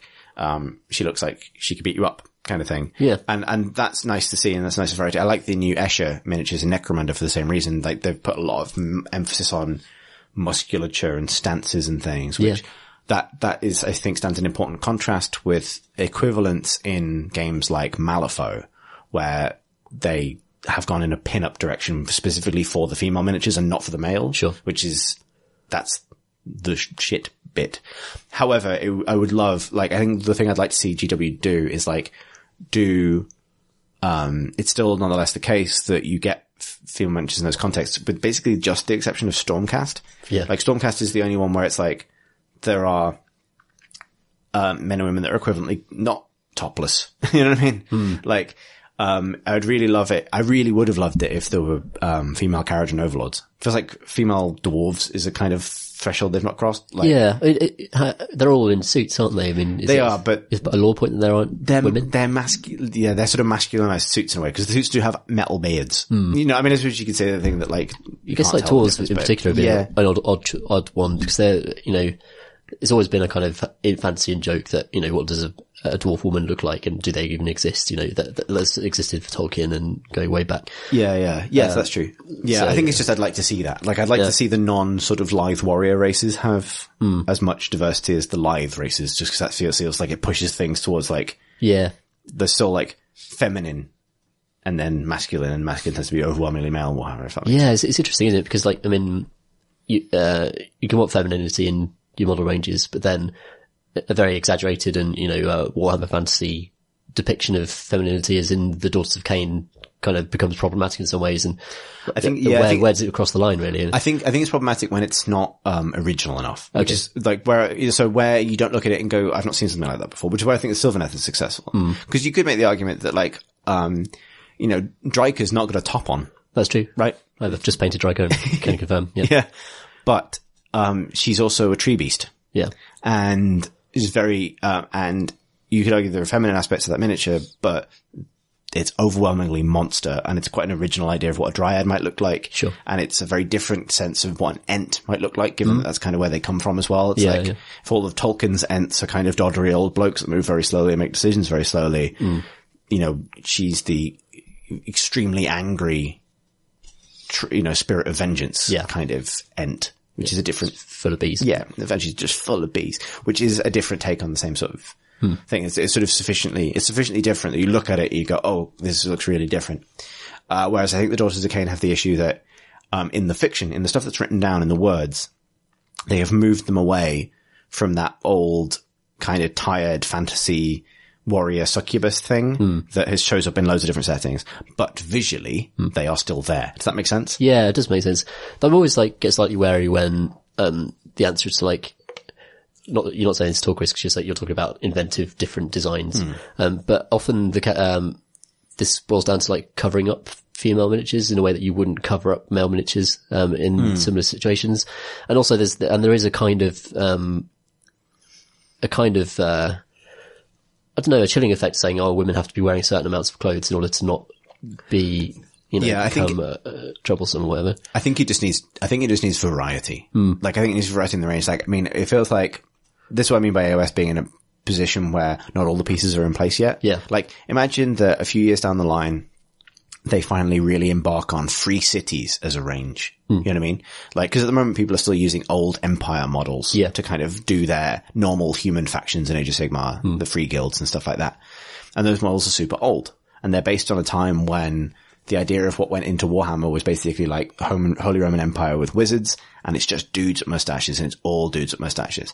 And so now you've got books coming out where the free cities are full of much more diverse casts of characters, and much more diverse visually, but also the novels have pushed, novels have a much more even balance of male and female characters and leads and warriors of all kinds than the model range does, because the model range is still dependent on a much older range. The point where I think it becomes a misstep is if they do, we're talking 2 years from now and there's a big exciting update to the free cities and we're getting the army of, Hammerhall. And here are all the heroes of Hammerhall. And if at that point they're still all dudes, right, I think they've screwed up. Yeah, if that makes sense. Yeah. It's like when you're talking about ordinary humans of different kinds, you want all that variety. And when hopefully you've got all that stuff, something like Daughters of Cain, you're right, can sit there as a contrast because it sits in meaningful contrast. There's I think either the most recent or the second most recent Malign Portent's short story has Morathi kind of walk in to a meeting in Hammerhall between all of the different kind of human leadership of Hammerhall and say, we're all going to stop arguing and we're going to invade the realm of death. And she does stand out because she's walked in as the vampiest right, yeah, kind of death elf this side of Neferata, who's the other extremely vampy death lady in Age of Sigmar. And there are other female characters in that story who are presented differently, and it can kind of hold together vaguely, even though it's super weird. But the miniatures don't do that yet. I think that's what I'm saying, right? Yeah. Like, I want the miniatures to catch up with the fiction, and at the moment, Daughters of Cain have kind of landed like a big bomb full of, like, fetish elves in the center of a setting that was kind of just pulling itself into a different direction. So it'd be really interesting. I think it's one of those things where I completely understand people being put off by it. I just hope that eventually it coheres as part of a wider universe. I just want them to get there, basically. Yeah, I'm enjoying, one of the things I like about AOS is it shifts away from the old medieval concept of fantasy in which, human factions are basically feudal societies where, empire soldiers are basically levied from communities, which is why they're all men, because they're emulating the medieval form of that. Yes. And what AOS says is actually, it's not medieval at all if it's the opposite direction. Maybe that's an interesting way of actually, settling on this. Is that, I think it's a really good point. Like, for a long time, the old Warhammer world's sense of what was possible was partly magic nonsense and partly history and sometimes dodgy history. And that, I think, can be quite an insidious thing, particularly in fantasy storytelling. Not just wargaming, fantasy storytelling is saying like, oh, it's not historically accurate to do this particular type of diversity, so we can't. It's almost always nonsense for one thing, but also you're writing a fantasy story, you can do what you like. Yeah. Age of Sigmar doesn't have that, right? At the moment, it still uses big chunks of a model range that were conceived with an idea like that in mind. For sure. And so I guess that's what I'm saying. When they have finally retired the last old world miniature, I would love to be left with a game that had substantial and meaningful diversity in the kinds of people and body types and etc. that you can play with. For sure. Until we get there, I will give them a bit of the benefit of the doubt. Yeah. One thing I was going to, to swing this into the next thing. So the other cool thing about the Daughters of Cain book is it confirms what the next elf faction is going to be. Oh yeah. I mean, goodness me. Yeah. Yeah, it's one little paragraph, isn't it? In one little bit of the lore. Yeah, and then one very crucial keyword. So, Yeah, right. Yeah, so, obviously there's been rumors about undersea elves for a very long time now. Yeah.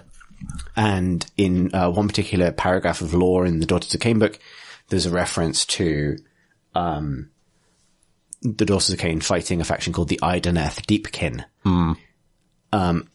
Which you think, okay, there's lots of like cities and stuff that show up in lore chunks that don't actually manifest in the game. Sure. However, in the back of the Daughters of Cain book, on the points table, at the bottom is listed, as for any other faction would be, the list of valid allies. And the valid allies are Stormcast Eternals, Darkling Covens, Scourge Privateers, Sylvaneth, and Idoneth Deepkin, listed as a faction. Yeah. Confirmed. So that's Fish confirmed elves. there. Yeah.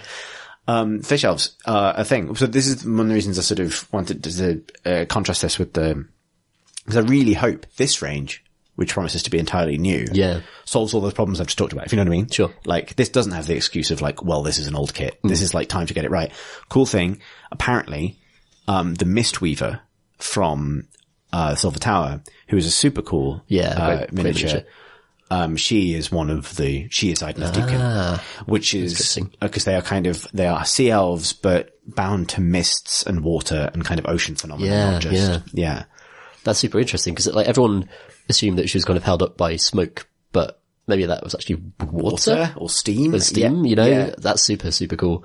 That's a fantastic model as well. I love that model. Yeah. And it's because exactly what we're talking about, right? Like it's some interesting variety. It's a different type of female miniature in the game and sort of sat there on the side without a faction to belong to, without a story to hold into, and that hopefully coming. If that's the sort of visual direction that the Idoneth Deepkin are going to go in, then I will own an army of Idoneth Deepkin without a doubt. I'm thinking about it as well. Partly because, it's been fun because, I don't think I could ever really get Pip into Warhammer, but she did paint Branch Witch once. Oh, yeah. But one thing Pip likes more than trees and bees is fish. So, like, if there's an octopus or a turtle, I think I could probably get Pip to at least paint one, which would be ready. I'd be so into turtle the size of a dragon. I really don't want something to pull me into an Order army or really change my shame pile, but that's super tempting. I think it could do it. I mean, who knows how far away it is? I mean, it's so cool that it's confirmed. And I think that also ties into the fact that there are new elf gods from the old world, in fact. So yes, Tyrion and Teclis have both ascended to godhood, and it says they've been creating different versions of elves. Yes. So the lore here is that, so here's what happened. So Malekith of the old world became Malerion. What's really interesting is, watching these characters kind of change places from where they were in the old world. Right. Because obviously, like, Marathi is the Oracle of Cain now, but Tyrion was the Avatar of Cain. Tyrion went completely rogue. Tyrion was a bad guy. Malekith was the good guy. Right. So, but then at the end of the end times, when the vortex at the center of the Isle of the Dead in Ulthuan, so the big magic vortex that's at the center of Total War, Warhammer 2, etc., when that was unbound, a bunch of things happened. Each of those winds of magic that have subsequently become the realms entered a particular person. So, like, it just happened that Sigmar had been trapped in Azir, the wind of Azir, for millennia anyway. And he entered Karl Franz, and Karl Franz became Sigmar. Yeah. That's the only one where it's literally like someone else's identity comes in. Yeah. The rest of them just became kind of like the manifestations of that wind of magic. So, Olgu, the wind of shadow, entered Malekith. He became Malerion, and the god of shadow, which he's sort of lurking in the background as. Teclis, who's the wizard twin of Tyrion, became the kind of manifestation of light. Right. But also, I think in Age of Sigmar went blind. Okay. Which might contextualize why the Mistweaver has a full face mask. I was thinking about. The sort of interesting exceptions to this are Tyrion, who became the Avatar of Cain and died, and Cain is dead. And Marathi, who just got eaten by Slaanesh. Yeah. So it's kind of interesting that, like, her kind of, and Alariel got the Wind of Life, so she became Alariel. So that's, that's kind of where that came from. It's kind of interesting that, and then there are sort of rogue kind of like, I think it's, Ungrim, the Slayer King. Yeah. Became possessed by the Wind of Fire. He became the kind of Akshi paragon.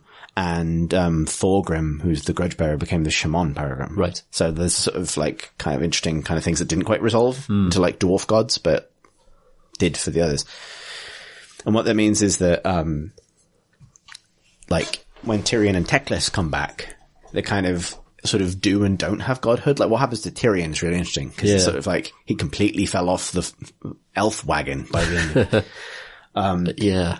And then up to speed with age. Just this is new lore, is that, because we knew already that they had trapped Slaanesh, but the Daughters of Cain book basically explains exactly what happened, which is that,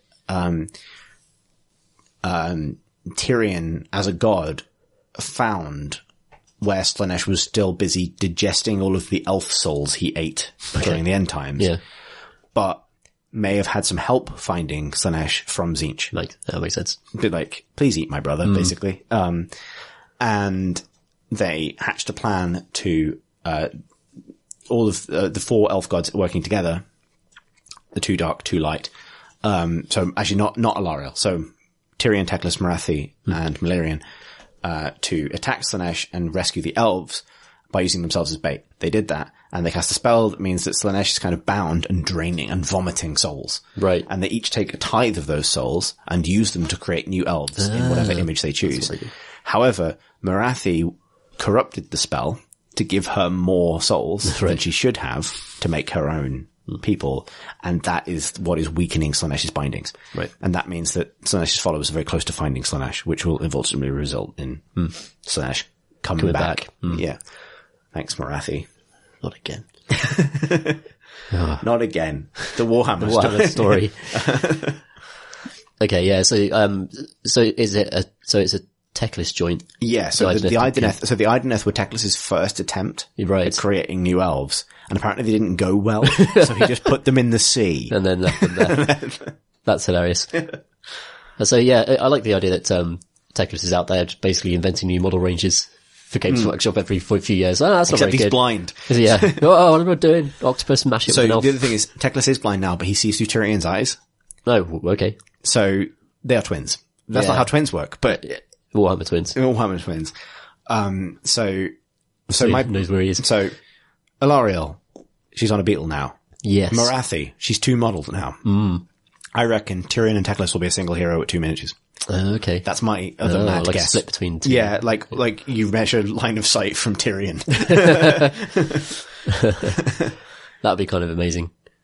I mean, I always associate those guys with dragons because High Elves used to be, friends with dragons, but now Sigmar's friends with dragons, so the elves are free to make friends with the octopuses. Yeah, which is, it was interesting because I think the reason I brought up the god stuff is like Teclis was kind of the embodiment of highish, like the wind of light. And I'm not sure where you get to light, how do you get to like tortoises from light? Yeah. Yeah, good point. Or indeed the deepest kin. Yeah. But maybe that's why they didn't work out. Why didn't they work out? Why are they still a fighting force if they just didn't, like, when they dropped the line, they didn't work out, which is, I mean, it's not the exact line, but it's pretty much what they say. Yeah. It's like, I think of like the Fly situation where Teclis has just sort of mashed an elf into a bit of turtle and thought, that's not gone well. It's not really worked. So the rumor is that they will have a kind of like Atlantean kind of vibe, which would be super cool. Yeah. But yeah, we'll see. I mean, so I have this real sneaking suspicion that as we're recording this podcast, it's being announced right now. Because I think everyone expected this to get announced at the open day. Yeah, okay. Because the book comes out. The book was due to come out the same day as the open day. Oh, so really? It would all kind of fit together. No way. That would have been such a big drop as well. Yeah. That'd be great. So I appreciate that by the time we get this pod up, maybe it'll all be You'll know everything. Yeah. So maybe we shouldn't dwell on it too much. Maybe it's a next month thing. But nonetheless, it is cool. And it's nice to see that like, this seems to suggest that ultimately we'll get a range for every elf god. Right. Maybe Tyrion and Teclis is a combined thing because, but it also means that there's Malerion to come as well. So there's a different form of sort of shadow elf. Yeah. I'd prefer that to, high, dark wood as a way of divvying up all elves. Of the elements. High, dark and wood. The 3 elements from which everything is made. But also I like the idea that the god's personalities drives the personality of the faction rather than just high elves being the posh elves and dark elves being the sexy elves and wood elves being the hippie elves. You know, it's a bit more. Yes, totally. And those having kind of like inherent alignments. Like you don't, you might get a scary murder hippie or you might get a lovely hippie, but mostly, you know, sex is scary, but everyone loves big hats. Like, I'm not sure what high elves really are about, other than big hats. Aloof big hats. I suppose one of the arguments is that they do stem off like something like the Lothian Sea Guard. Like there is a high elf tradition of like aquatic units. That's true. There's also who is the character in End Times? Ailing, I think, is like the high elf kind of sea captain, right? Who can like summon monsters out of the deep. Oh, cool! Like merworms and those kinds of things. So that always has been there in the high elf thing. It's a bit like anything else. It's right. Like one dwarf happens to own a little helicopter, and now there's an entire range dedicated to that. Yeah, that's really cool. Yeah, it is. And like, I also kind of like the idea that, one of the big themes that's emerging of Age of Sigmar is like the Stormcast, what happens when Sigmar goes and makes his own army. But like that's happening more and more. So you have like what happens when Grimnir makes his own force? What happens when Grungni makes his own force? What happens when, Alariel rebuilds her people and now Marathi and so on and so on. That means there's sort of a neat mirror there to like, the fiction starting to match the actual process of the hobby a little bit more. That you joke about Teclis going off and inventing new model ranges, but actually that's kind of what the fiction's about now. Yeah. It's like gods who kind of like craft armies in their own images and then send them after people, which is not the most elegant analogy for painting plastic men, but like, it's more, you know, it's closer to sort of the reality of the game rather than this sort of like quasi-historical setting. The pattern of the releases fits with the storyline of what's actually happening. Yes, exactly. Yeah, it's neat. There's a lot of news. What have you been up to this month? I haven't actually painted anything new, really. I've painted another unit of Judicators, which are the archers for the Stormcast Eternals. That is something new. That is something new, I suppose, but I've painted them before. And Stormcast, you know, once you know how to do a Stormcast, you're sorted, which is one of the good things about the range and why they're a good intro to the Warhammer Age of Sigmar universe. The gold is going well. I got some skulls from a basing kit. One of the Warhammer 40,000 base kits comes with loads of like 36 skulls, though I think Games Workshop actually finally do a dedicated box. They do a box of skulls, yes. Yeah. They do that now, which is good. So they went well. Actually, I should always have had 2 units of Judicators in Stormcast army because they're just so good. In a 2,000 point army, probably should always have a couple of units of Judicators. So I'm finally kind of up to strength in that regard for the range potential of Stormcast, which is going to have interesting knock-on effects on my games. And the reason I put those together and painted them up is because I'm going to this doubles tournament towards the end of the month. And I'm running it with Chimp, who's playing Undead. And of course, he's benefited from the Legion of Nagash book that just came out, which we haven't talked about much this month because I'm going to know a lot more about it next month. We can kind of dig into it then. But that's got lots of the Mortarks, each have their own kind of allegiance abilities now. So depending on whether, you know, which one of Nagash's lieutenants you choose to lead your army, you get new rules and new kind of synergies between, the existing undead units. But the thing is, undead still can't shoot anything. They still have no ranged. So, looking at a kind of 1,000 point army, which has lots of ranged, a couple of units of Judicators, that fulfills my battle line requirement, but also gives our army the ability to reach out and kill wizards, basically. Or kill, you know, heroes or things that are going to cause problems. Why? What did they do to you? So, you know, I mean, they could bring down a Lord of Change over the course of a few turns quite happily. And that kind of ability, I think you just have to have it in your army if you're going to go into a lot of different competitive, contexts. The question is like, what else to take? I've got to take Fulminators because they're so good. You can't leave them off. They're just like devastating. But then, you know, 1,000 points starts to go really, really quickly. And so actually I'm not going to take Tantras probably because that's like a couple of 100 points you can just pull back and put into other stuff. So I've experimented, Chip and I have done some like test games. So I experimented with running like 2 Fulminators and a unit of 5 Retributors and a Lord Castellant, which can put a buff on either one of the 2 to give them +1 save and help them heal themselves back up and stuff. And, you know, the Castellant's actually quite good in his own right. He is. Good in combat. He's, he can use his Lantern on Chaos to deal like mortal wounds as well if he chooses to. He's a lot better than the Chaos Sorcerer Lord he used to be. He is. He's had an upgrade, thank courtesy of Sigmar. But then there's kind of like a few 100 points left over, and that's the hardest part to spend in this building for 1,000 points, because Liberators, you think, well, they're fine, but are they going to go out and kill stuff? No, not really. they can sit on points, but they're quite slow. And they're 5 inches, they're not terribly slow, but it's going to be difficult for them to get around the battlefield really. So currently thinking about taking the Celestin Prime in a 1,000 point list, for lots of different reasons. He's very, very squishy. I don't think he's going to survive very much. But he can get a guaranteed charge like a turn 3 or 4, and he's got one of the best weapons in the game.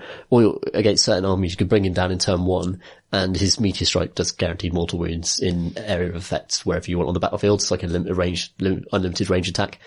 So he's got all that going for him, even though he's like got 8 wounds. And he's not going to live. He's just really fun to push around, and there's probably an outside chance we might get a painting nomination for him. Yeah. If there is that kind of thing. Yeah. So for all those reasons, I've basically decided that I probably am going to take him. Also just for the fun factor. I don't think you see many Celestin Primes in competitive play really, because they die so easily. And apart from that, I've mostly been touching up the stuff I'm going to take. So now I've kind of roughly vaguely decided on that army. Just gone back and finished off some highlighting on the Fulminators, based up a load of people properly, so get everyone consistently based, and put more tufts on, put some slate on, use some of my Warsaw Rock Salt as well, put that on some of the bases, just to get it all looking nice and kind of tournament ready. And I found that having a tourney to go to has actually been an awesome incentive to go back over my old stuff and kind of get it even more consistent, to put even more effort in. Because as soon as you know that like loads of people are going to be looking at it, it's a point of pride to make it good. It's totally worth it for the moment where someone goes, "That looks quite nice." Yeah, you very rarely get more than that. Not going to be much like an outpouring. That's good. Yeah, definitely. No, and I like it definitely helps, like, they cohere a lot better now that they've been so just touched up that little bit more, and like, basically makes such a big difference. It really, really does. And also, I've changed technique for gold over the course of the army, and you can tell, like, the side by side, the old Judicators, the new Judicators, like, it is quite clear that the new ones are better. And partly that's because of the Reichland Flesh Shade gloss. Yes. Which is just very, very good for creating incredibly shiny Stormcast. And also, using a bit of Agrax around deeper crevices. So in kind of 6-packs that you have to question the warrior that carves a 6-pack into his own armor. But that's what the Stormcast do. And, just getting Agrax into the cracks there and around certain rivets. And all of that contributes to nothing you'd notice, like, necessarily, but it creates a sense of depth that is just instinctively observed. Like, as soon as you look at it, it just, you go, ooh, it looks sparkly and nice. And I think that might look nice in a cabinet or something, or look nice under the Warhammer Worlds lights. And so I'm just thinking about that really at the moment. Yeah. And rightly so. I think that'd be really cool. Yeah, I think it's going to be really nice. And it's going to be fun one of the great things about doubles is that there are no kind of, you can ally with people from different, Order can ally with Death can ally with Chaos. So having like my completely shiny Goldie men next to Chimps, like Rag and Bone, Skeleton Hordes is going to be just a fun contrast on the battlefield to look at. Yeah, that is going to, that's super cool. And he's probably going to take a Zombie Dragon as well, so that'd be good. Yeah. Zombie Dragon Prime 1-2 punch. We need to come up with a puntastic name for our doubles army. That's a tradition. So yeah, we're going to work on that, I think. Well, I mean, technically Stormcast are undead. Well, that's the thing. I mean, there's got to be a joke around that along those lines, isn't there? Probably not something to workop right now. No, quite right. But that's what we're working on. But yeah, how about you? I think you've had one main project. Yeah, so like I've had a bit of a sort of I've done some X-Wing, which has been fun, and some other sort of stuff. But I've had, for various reasons, quite a kind of disrupted month. Some work related and some not. And that's sort of, I've slowed down a bit on what was initially in January, like a big, push on batch painting. So I'm actually getting pretty close to finishing my Khorne Start Collecting box, and I've made quite a lot of progress with them. Yeah. But like, just not the final hurdle. Just like, sometimes it just, you need an afternoon. Sure. Like, or like 2 afternoons in a row, and it just hasn't happened. Is it a bunch of boring bits you've left to the end as well? Yeah. Well, it's sort of like, there's some good and some bad. So I've got a Kit Bash Slaughter Priest who's yet to finish. I've like made quite a lot of progress with the Blood Crushers. That they're the kind of juggernaut mounted Khorne people. They're quite huge. And, they're coming together quite nicely. One of them is basically finished. The rest of them are very close. And so they'll probably be ready for next month's battle. Or if we played Skirmish today, I was going to use one of them in my bolstered Skirmish force. But, So I've stuck to my guns when it comes to like the minimum I want to get done, but like just on the edge of it. And then coming into the next couple of weeks, regardless of how many, squid elves there happen to be, I will double down on Zangor because, London GT in May that's the deadline for that big block of 30 Zangor. They will be ready. In fact, there'll be more than that. I'm going to do Acolytes as well. So cool. That's when Mortals each will be done. Yeah. It's May. So that's kind of yeah, that's cool. That's good to have that deadline. And that'll give you and I a different kind of army to throw at each other as well. Yeah. With all that in mind, and then there's obviously Shadespire warbands and stuff. The model I spent the time on when I could paint this month has been my Dark Oath War Queen, who I am like pretty happy with. Yeah. Like I think there are things about her that's like I am happier with than I have ever done on a model, and there are things that I want to touch up. So like I've put pictures on my Instagram and stuff already. I'm going to do some more. I think I'm going to spend a little bit more time on her because I want to touch up some of the edge highlighting on her shield and things. But I guess the main thing about that model, because it's not a huge model, is I just wanted to spend I wanted to get every aspect of it, I think, to my current skill cap. Does that make sense? Yeah, that makes sense. I wanted to execute every part of it as like, this is about as good as I can do at the moment. And that's good for knowing kind of where you are at in terms of, placing your ability. And, because you, like with anything difficult, you go through plateaus. So the thing for her has been really thinking a lot about materials and how to execute those materials and reading around it. And like, I find the Golden Demon pages in White Dwarf very helpful, even though I can't paint to that standard. There's always something about how someone's achieved a particular texture or a particular effect that I find really, really helpful. So I wanted her to have, to be a model where every material looks right. Like nothing is sort of, and also I spent a little bit more time on everything to make sure bring out sort of detail. So in terms of the techniques, what this has meant is like I've gotten a lot more comfortable using Lamium Medium to create glazes and washes and things, like using a lot of Agrax washes and recesses, like you've said, to kind of try and bring things forwards and like try and create more interesting tones. Also, like just like taking advantage of the fact that I use a wet palette to basically always be mixing paint. Like, very rarely am I not mixing now, in terms of, basically I only do out of the pot tones on line troops. Yeah. If that makes sense. Because that's a time saving thing. Yeah. But, sure. But like for these hero models, I really want to like properly like actually think about the color I'm going for and the shades and things. And I think with her, I also, in addition to the texture stuff, I also got a lot more confident, with quite harsh highlights, like going brighter with highlights than I traditionally do. And I found it really helpful to use. I've gotten braver about using white as either like an ultimate highlight color or as to mix with other colors, but also about understanding that actually the kind of the optimal highlight for a lot of different surfaces, particularly any kind of reflective or shiny material, is a little bone wink. It's a little blink of like bright cream. It's kind of like, cause that's usually the color of light, basically. And that really can kind of help kind of pull certain colors and textures up. And I haven't done it perfectly on this model by any means. Yeah. But I got braver about like putting big highlights in places, and that's been, cool. I spent a lot of time, cause I wanted to give her glass weaponry or crystal weaponry. Cause I kind of wanted to allude to like Tzeentch's Crystal Labyrinth, cause I wanted her to feel like she doesn't belong to a particular Chaos God, but I wanted elements of Tzeentch and elements of Khorne. So just the warrior nature gets you Khorne. Yeah. And the fur coat and the leather cape and stuff like that. But Tzeentch is a little bit harder, so I went for like glass, but also, or crystal, it could be shade glass, that kind of thing. And that was done using almost entirely glazes and like, basically like, in the olden days, I would have tried to figure out how to do that with like 4 different GW paints. Like this is, I don't know, Incubi Darkness into Dark Reaper into Thunderhawk Blue and something else. And that effect on that model is just, Incubi Darkness, Thousand Suns Blue and white.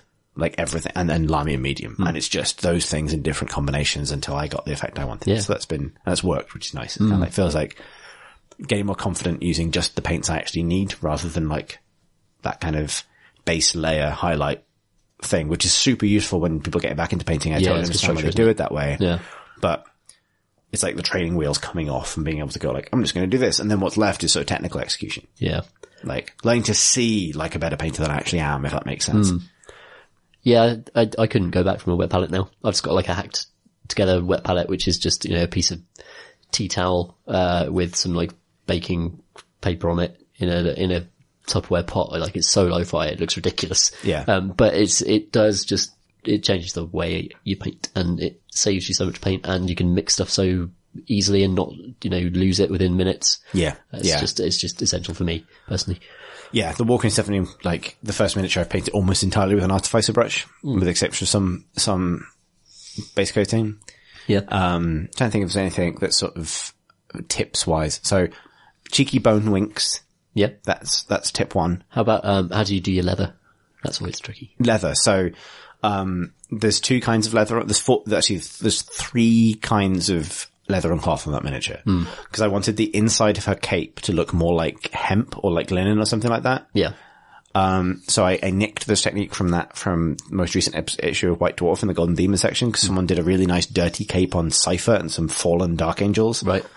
And so the way that is done is something that I would never have considered doing, because it seems like bad painting until you get it right, which is, even though the goal is a kind of, cream linen, you basically do black and then, watered down thin coats of Xandri dust, right, leaving back in the crevices, which creates a kind of thin looking, kind of dirty cream, which is like, you think about when you start painting as a kid and you spray everything black and then you apply a coat that's too thin and you can still see the black undercoat through it. It looks terrible. Yeah. It's basically that, but applied with a level of care that makes it not totally garbage. It took a while. Yeah. And then there's like, applying the little hashing, like really thin hashes of the median tone, which allows you to get that kind of sense of texture. And then lots of washes, to kind of like, pull deep shadows down at the bottom of the cape so it looks like it's been dirty and it's like you've been dragging in something. Gotcha, yeah. So, that's that texture.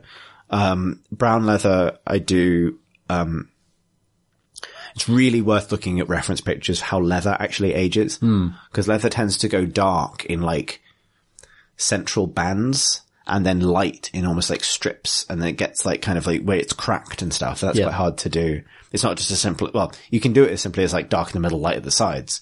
But if you actually look at how leather ages, it often gets dark and kind of like almost goes flat and like less reflective where it's aged. Okay. So looking at that. And then for the black leather, which is quite a lot of her cape on the back, it's about just being really brave with the highlights. Cause, I always mix like even though it's black leather, don't paint it black. Weirdly, the beige is on a black base coat and the black is on a grey base coat. Okay. So that black is like a mixture of Skaven Blight Dinge and Abaddon Black. Right. And then That's very dark brown. Skaven Blight Dinge is very dark browny grey. Okay. It's very grey. Like it's much closer to grey than brown, but it's browner than Mechanicus. Cause there's 2 different kinds of grey. There's like the blue grey and the brown grey. Yeah. And Skaven Blight is on the brown grey side and Mechanicus is on the blue grey side. Right. But they're very similar otherwise. Yeah. And then Abaddon Black and Lamian Medium in the recesses, and then just building it up almost all the way to white on the highlights. And so the very harshest highlights are almost like little bits of almost pure white with a little bit of bone. So does that just imply a little bit of reflectiveness? Yeah, because if you look at a leather coat in real life, reflect, yeah. like, if you actually stop and not think about what you're seeing as light moving, but actually just the color that you're seeing, it's often almost white, like in terms of how reflective it is. Yeah. And that takes like, if you get that wrong, it looks terrible. It looks stripy, right? Yeah, it looks like you've got stripes. But like if you get it right, then the effect can be quite nice. So that's kind of sweet. That's awesome.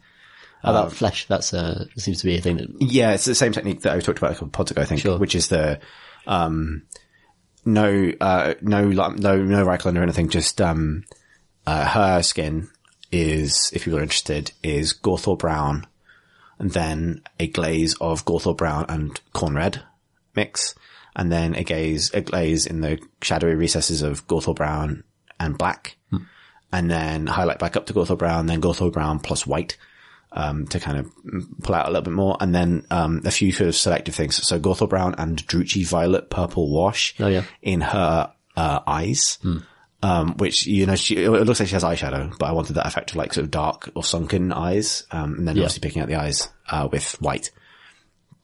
I'm quite pleased with how her eyes turned out, actually. Like, that she has this kind of mad stare, which I wanted. Yeah. And then, then it's just highlighting. Like, I don't do super high contrast skin, although I've noticed that a lot of like really, really well painted models have like, pretty high contrast skin. I want to try and experiment with that. Yeah. Because my instinct has been like, because again, it's the materials thing. Skin doesn't tend to be super high contrast, but with miniatures, it tends to pop better if it is. So, Yeah. like realistic materials wise, I don't think you would do skin that high contrast compared to leather or metal or something. But there's definitely a temptation in miniatures painting to paint skin with that same kind of structure where it's super poppy. Yeah. Even though in real life, skin is actually one of the more matte kind of textures. Yeah, interesting. Unless you are very, very, very soggy.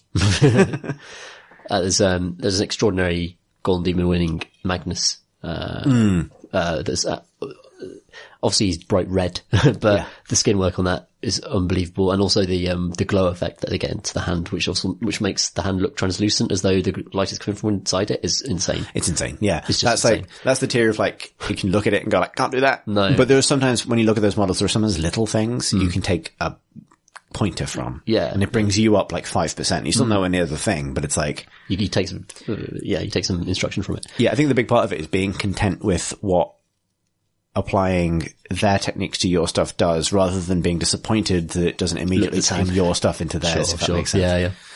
Yeah. That's extraordinary. That's one of the best Golden Demon entries I've seen. I think Yeah. one I've just gone, wow, that is next level. When I was still planning to go up to Warhammer World, I was actually thinking about putting my War Queen or maybe my Chieftain into the Golden Demon AOS, not because I have no hope. Like, I have literally no hope or aspiration or expectation of second round podium at all. But it would be really good to get feedback. Yeah. Although I suspect the feedback would simply be improve every single aspect of it. Right. But it would be, so it'd be more just going in the hopes that someone says, this is a thing you could focus on. Yeah. Like, that'd be It's interesting. one thing, right? Yeah. But it was funny when the Golden Demon got cancelled, a lot of people I follow on Instagram, for miniature stuff all posted their entries because it's like, well, I've got a few more weeks to work on this. And I was sat there going like, I was right not to go. What was some of the best stuff you've seen? Just extraordinary. Like, there's a level of, just execution. Like, that's what it comes down to at the end of the day. It's just, like, you can have all the best ideas and understand how you're doing stuff, but like, I like, I like improving and it's nice sort of trying to, like, challenge myself to get ahead and stay ahead. Bath Games Workshop has just started doing monthly painting competitions. That's and really cool. won the first one, which was really nice. Yeah, nice. So it's like, that's cool. I'm going to try and keep doing that. But it's like, there's a jump between store level and like maybe even winning best army at an event. Yeah. That I'd love to be able to do. And that's like, Yeah. I find that, this stuff I know I'd let me down, not even the painting actually, which would, but it's like just cleaning up models. I'm terrible at that, but not because like it's hard, it's because it's boring and I'm really not well disciplined.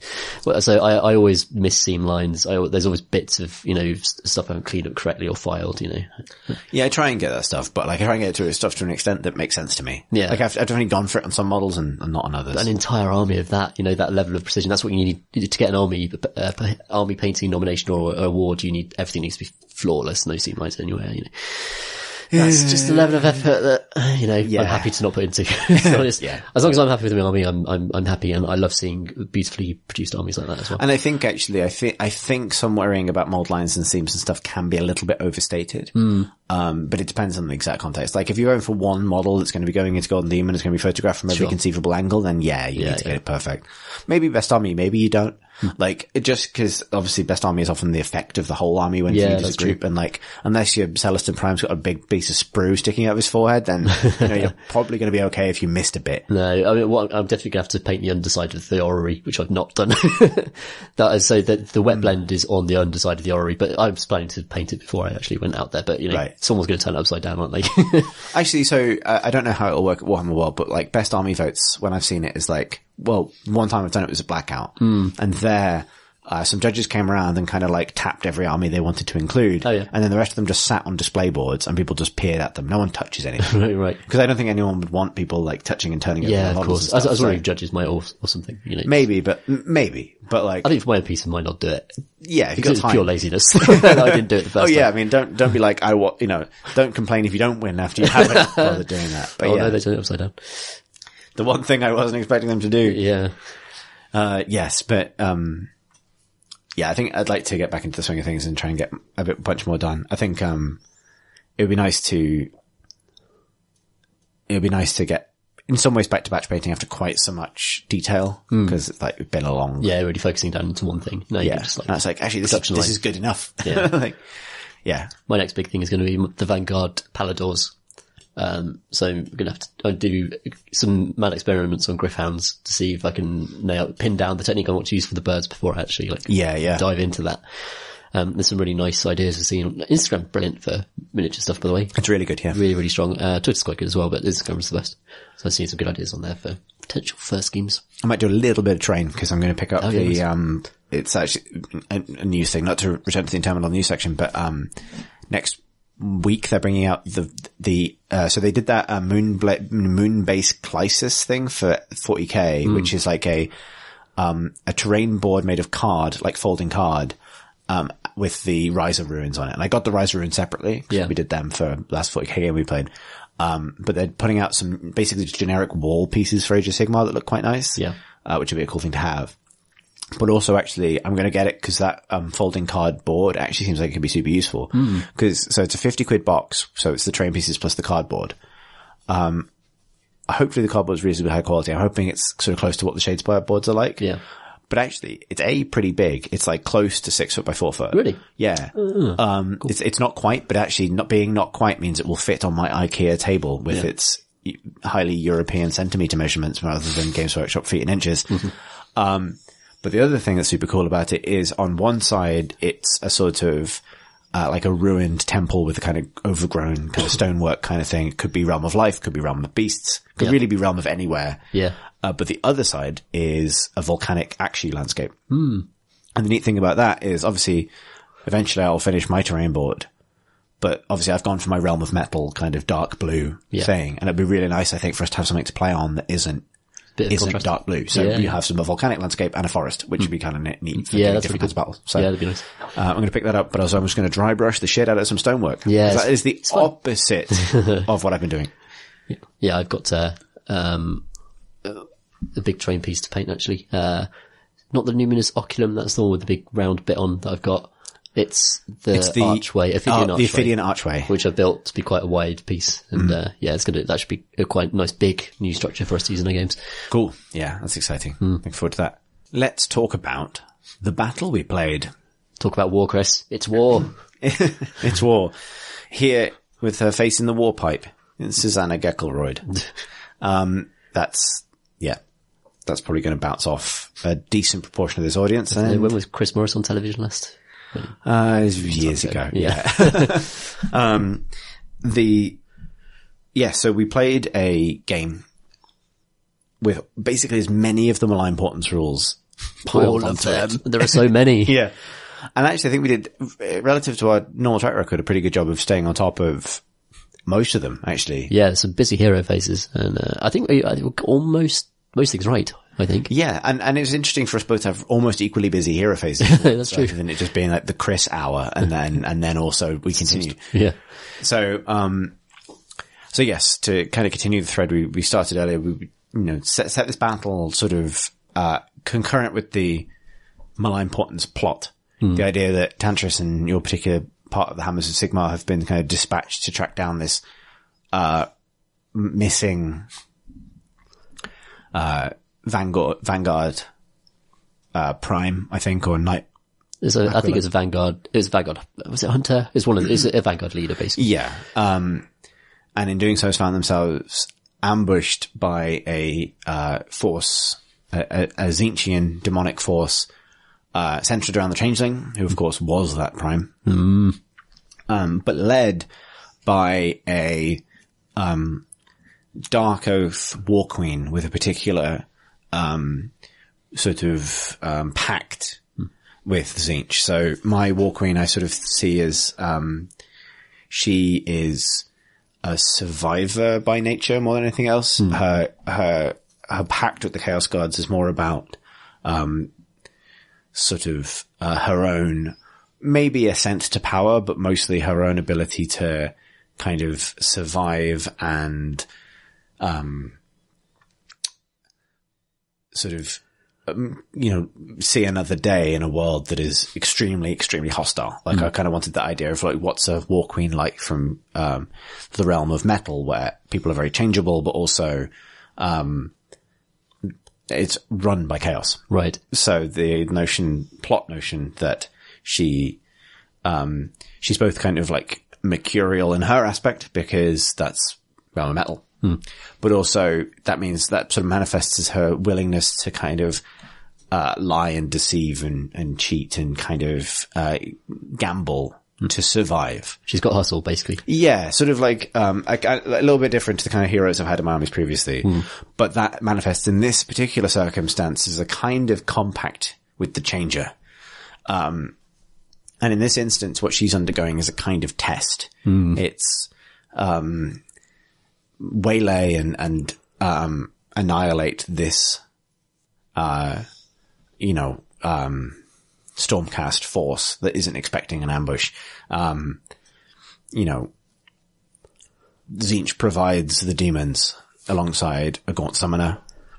So the Gaunt Summoner is kind of the sort of mouthpiece of Tzeentch here, right? But it's her and her ally, the Dark Oath Chieftain, that it's sort of on them to kind of prove themselves in this kind of mad kind of crucible. Yeah, so the Dark Oath War Queens are supposed to be like incredibly charismatic leaders. They're very capable of whipping up mortals into huge armies in support of Chaos, but it feels like she's yet to do that, but perhaps she'll move on to do that. I would like her to eventually get her army, which may even include quite a lot of Khorne stuff as well. It's just that like, she's sort of, she's in training. She's also a liar. That's kind of the thing I kind of wanted. Like, that's the thing that makes her a Tzeentch Dark Oath War Queen. The one in the book, the one in the kind of official lore is very much more Khorne aligned. Yeah. Her charisma manifests as kind of like martial prowess. Her form of charisma is like, I decapitated your former boss and I'm your boss now. She bests champions and impresses. Yeah. Whereas it's not to say that, mine is a slouch in combat,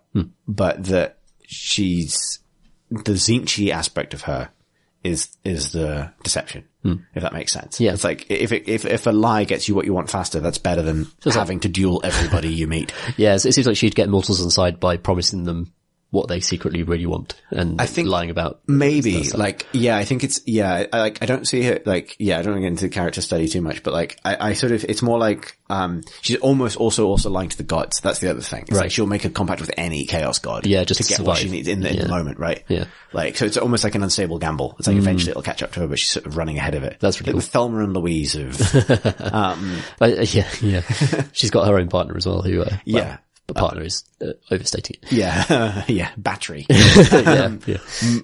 So, and this is some, like, I've been thinking a lot about some of these ideas have come from, I've been thinking a lot about my Black Library submission. Yeah. As I've been painting this month. So some of those characters have kind of come out around that. Like, I haven't quite decided if, my War Queen is a character that I'd quite like to write in my Black Library submission, but she might be. She might be the future version of a character I've been thinking about.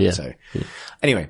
So, and the scenario we chose to play, this fits really well with, one of the new scenarios from the My Importance book, which is called Blood Moon Rising, which has an invading army ambushed on two sides by a defending army. Just a fight to the death, a 5-round fight to the death with some interesting modifiers. So, the ambushing force, in which case my demons gets to reroll ones to hit in melee combat, which is an interesting rule to add. You, as the defender, gain an addition, you get to add the number of rounds that have been completed to your bravery every turn. Yeah. Which is some armies is good. I think there's a scenario where it's good for Stormcast if you, for whatever reason, lose the bravery bubble. Yeah, which so could happen. Tantris dies, or you don't take Tantris, you take someone else, and then you don't have the immune to battle shock. And then, your Stormcast have like 6 or 7 bravery, they're not massive. So going up to 10 bravery is quite useful. And also a loss to bravery is very bad for Stormcast because each individual soldier is worth a lot more points and is worth a lot more power. I think this all basically it protects you from bravery in the second half of the game, which is potentially really useful as well. That's true. Because that's when you're getting battered, right? Yeah, when you're getting battered, when you've lost those heroes that are protecting you in a bunch of different ways. We also used that system. We used all of the new Realm of Death rules. So that includes new command abilities, which we'll get to. the death effect table, which we'll get to, which means that something happens in the hero phase based on the number of things that died in the previous turn. Yes. That the sort of stuff simply dying in the realm of death causes chaos, not as in capital C chaos, just occur on the battlefield. More death and weird stuff happens, yeah. And then we also rolled for a board-wide terrain effect. So as well as the terrain effects for individual pieces of terrain.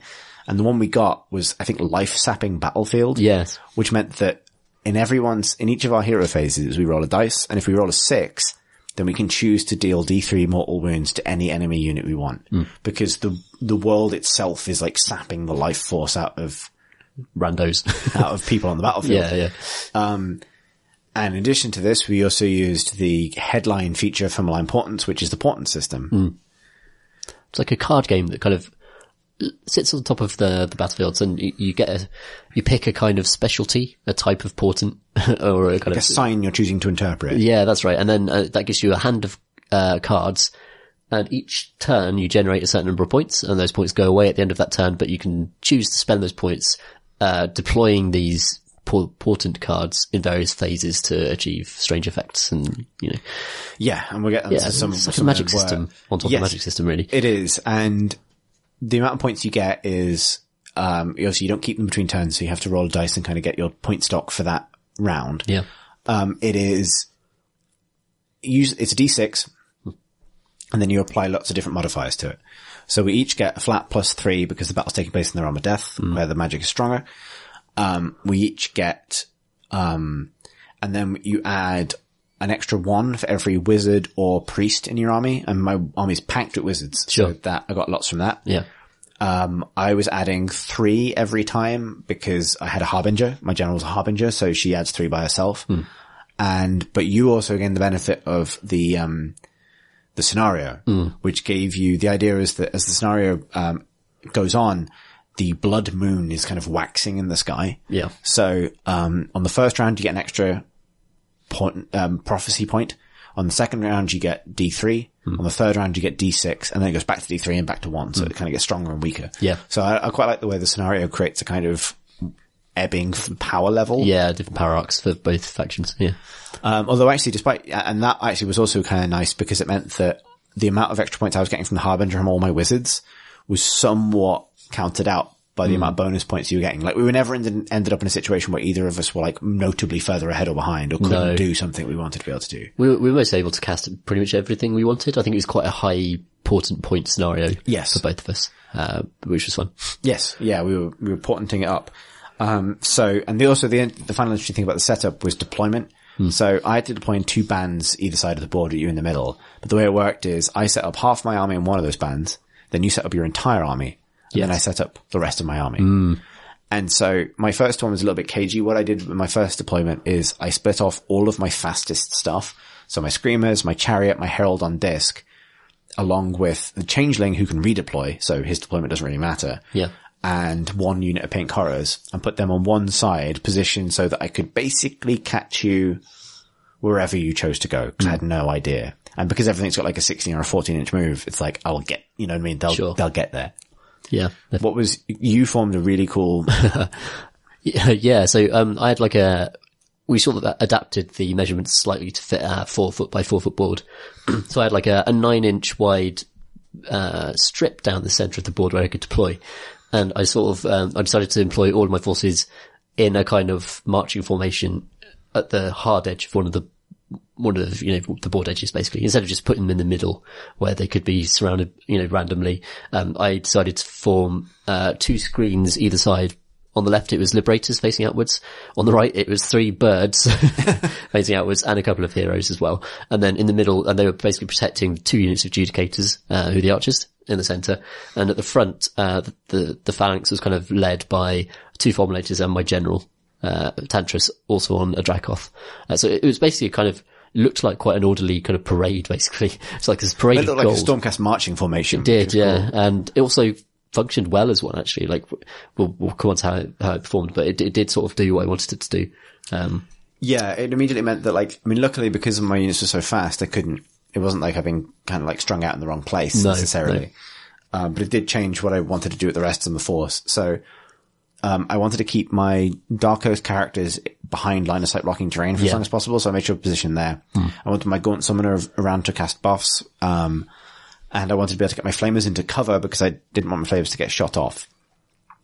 So I kind of positioned on the other side with the other 2 blocks of Pink Horrors. I also wanted Pink Horrors nearby the Dark Oath War Queen for reasons. So I set that up, and then you, based on the scenario, gave me first turn because you had choice. Yep. And my first time was pretty straightforward, a little bit underwhelming. So like, I cast all my buffs. I cast a buff using the Gaunt Summoner where he gave the War Queen an extra attack for the rest of the game. I moved the Flamers up to take cover. I moved the Gaunt Summoner up behind the Flamers, so that they were kind of like in range of your troops waiting for you to come forward. So no aggressive spells this turn. Piled up loads of shields on one of the units of Pink Horrors just to kind of try and, so I could move it up and hopefully not have it shot off straight away. And move my kind of Flamers and Chariot around to start getting some wounds onto the Fulminators, because the Fulminators were the thing I was most worried about. Yeah. And for good reason. Yeah. Because they're really good. I had a very, so I had really good runs, like really good run rolls. Like everyone's running like 11 inches across the board to get stuff forward. Like Dark Oath War Queen runs forward, gets behind cover. But the Flamers had a very, very cold turn. They did. Like it was something like I got 1 across, the 10 attacks from the Flamers and 6 attacks from the Chariot into the same target. I got 1 wound through, and then at the end of that shooting phase, rolled a 1 for the Capricious Warp Flame, which healed that. Yeah. Which is about as badly as that can go, particularly because the advantage to me, so giving me first turn makes a lot of sense. The advantage to me, however, is it means I get around to shooting before your buffs start to come out. Correct. Your defensive buffs, and so not getting anything through really sucked. However, my unit Pink Horrors did manage to shoot Adjudicator to death. That's true. And for once, you actually failed a battle shock test. Yeah, it's extraordinary. And I had to roll 6 to do it, but I managed it. Yeah, and so Adjudicator just ran away straight away, like, bugger this, I'm off. Yeah. But that was sort of it for my first turn, which was sort of relatively uneventful. And then we got into yours, in which you could do something I didn't realize you could do, and that Adjudicator just came back. Yeah, so the Rhine Importance, things be weird in the realm of death at the moment. So you can, the particular sign I chose to interpret, I can't remember what it was called, this is some sort of skull. The bloodied skull? The red skull, something like that. Big skull. And one of those cards, was basically, you could spend, for a unit of 5 wounds or less, you could spend a number of portent points, equivalent to that, the number of wounds that character had, and just bring them back. And you could do that for 1 model per unit. But you can only use it once in 1 unit. So basically you just spent 2 points to bring back my 2 wound model in the Adjudicators. And, it's just back, just back up to 4, which is nice. So this, so the big choices you made in this turn were like, so since we last played, they have nerfed the Changeling. Yes. So he's now revealed if there's a hero within him at the end of any phase, within 3 inches of him at the end of any phase, not just at the end of the hero phase. Sure. Or your hero phase. So you did choose to go for the Changeling with Tantris. Yep. And you also kind of started to kind of like disperse your troops, brought the Fulminators around the wall. Kind of what was the thinking, man? So yeah, I mean, basically it was kind of cool to watch because there's the cavalry at the front sort of peeling off to deal with major threats. And, your 2 biggest close combat units are basically your heroes, your Dark Oath War Queen and, the Chieftain. So I thought I'd just go and punch them to death with my hardest close combat unit. But I felt like I had to get rid of the Changeling because the movement debuff is very good on Fulminators. So it halves their movement basically, doesn't it? Which brings them down to a 5-inch move, which is the same as Liberators. In hindsight, what I might have done actually is ignore the debuff and use, my Heralders run and charge ability to actually just get them into combat in spite of the buff. So the advantage of that would mean that I wouldn't have had to divert Tantris off to go and deal with Changeling and could have kept Tantris with the Fulminators. And actually the trait I took on Tantris' Dracoth was that if he's within 6 inches of another Dracoth, he gets 2 extra attacks. And because I took an item on him that gave him 2 extra attacks against Chaos on his main weapon, he'd have 5 attacks with the Lightning Hammer and 5 attacks with his Dracoth. And he's already good in combat, but that extra damage output is insane. That's nuts.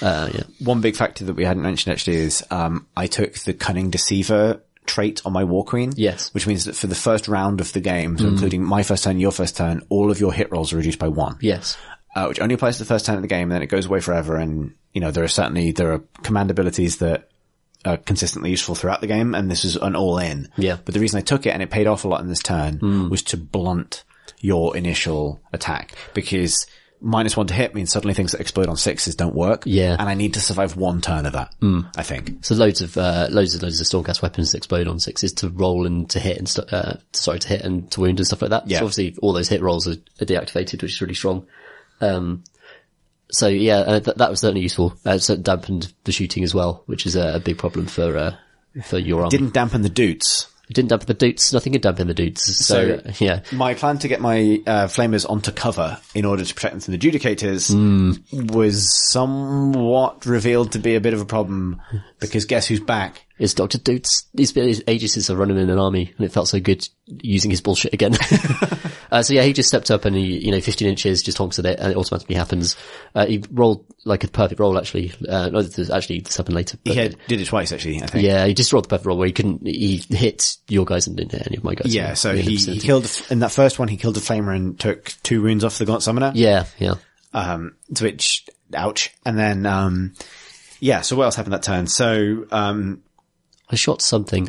You killed the Changeling with the Judicators. That's right. So my general basically marched up face to face with the Changeling and then revealed him at the end of that phase. And then in the shooting phase that followed, the Judicators killed him. Yes, the Judicators killed him. You did have to use another prophecy portent called Precursor Wound, which is when you've dealt a wound to something, you can play points. This is out of the deck you chose. Just to deal another mortal wound. Another mortal wound, which is just enough to kill him. Off, yeah. And that was a big deal because that allowed, that meant that Tantris could then charge my Herald on disc rather than be stuck in combat with the Changeling for one turn. Yeah. Which would have been nice because I could have hit you with Tantris's weapon. Yeah, that's true. That would have been nice. So that was very good for Tantris to be able to basically, he just went mental actually. He just charged all the way up the board, and he's got a bit wrong with all his reforgings, but I think when he gets into when he gets on a roll, he really just kills everything, yeah. Herald did survive that turn, however, but barely, just sort of survived it, but didn't manage to do any damage back to No, I used another portent to stop Rend from affecting. Yeah, make him immune to Rend as well, which... Yeah, so he's on 3+ save, he's rerolling wands. If he successfully rerolls a wand, he does mortal wounds to stuff around him because the Thunder Shield, he's really good. He's just really good. I kept forgetting rules like that for him before. Now I remember them. He's actually very, very good. Yeah, he is. So then going into round 2, you won the roll off. So got the Stormcast double turn. Yeah, vital. A big double turn. I think. Yeah, it's huge. But, also a really exciting turn for lots of different reasons. So, you can see this spreading out. It sounds like I'm leading this simply because I'm reading from the notes, but, you got those Fulminators right into the War Queen in your movement phase. I'm trying to think if there's anything else about your movement phase here that was kind of keeping the formation roughly together. So the birds went out and basically tried to block the pink horrors. And also, I used a minor important ability in the first turn that drastically slowed the movement of pink horrors on my left flank. Yes, so that's true.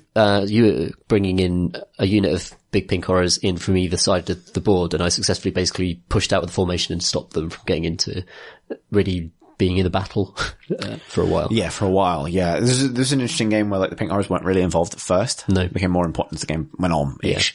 But I didn't want to get swamped, so yeah. This one I basically rounded the corner with my Formulators and charged the Dark Oath War Queen. Yeah, and then during the shooting phase. Yeah, what did I do in the shooting phase? So the precision doot. The sniper doot. Yeah. So you got, you dooted at the training end that only had the flamers on it. But you rolled with the Fulminators at this point were really close by. Yeah. And you got a 2 for the range, which was just enough to get the Gaunt Summoner and the flamers, but not the Fulminators. Yeah. And that precision doot killed the Gaunt Summoner. Yeah. And, got the remaining flamer down to 1 health, at which point he was killed by the Judicators. Yeah. So that was the flamers and the Gaunt Summoner gone. Then I'm trying to think what. Did I do some damage to the chariot? You did a bunch, Jared. I think, Tantris's mount had a big old gob at the chariot. Yeah, he spits of fire at him. And you also shot at it with the Judicators as well. Yeah, I think you got it to 2 health that turn as well. Yeah. That was good. And then we had a very sort of incredible nonsense combat phase. Yeah. So I forgot to mention at the beginning of the game, I got an incredible Destiny dice roll. It was one of the best Destiny dice rolls I've ever seen. It was 4 6s, 3 1s, 3 and a 4, which is, I think that's right. Which is amazing because obviously 6s are great and 1s can be used for Pink Horror Battle Shock to bring them back. However, I would soon need them. Yeah, so the Fulminators are incredible on the charge. I should mention at the start of the phase, the previous hero phase, my Castellan had shone his magic lantern on them, which gives them +1 save, and also means whenever they roll a 6 to save, they get a wound back, so they're being healed as well by saving stuff. So they're rolling in, they've got 2+ save, they reroll 1s because they've got shields. They get an extra +1 save for against shooting attacks because of the glaives they're working on. There's a 1-up save against shooting attacks. Yeah, which is insane. So they charge in, and the big thing about Fulminators is that they are 3 damage on the charge with their glaives. Then they go back to 1 damage afterwards. But they charge in, they got some really good hit rolls.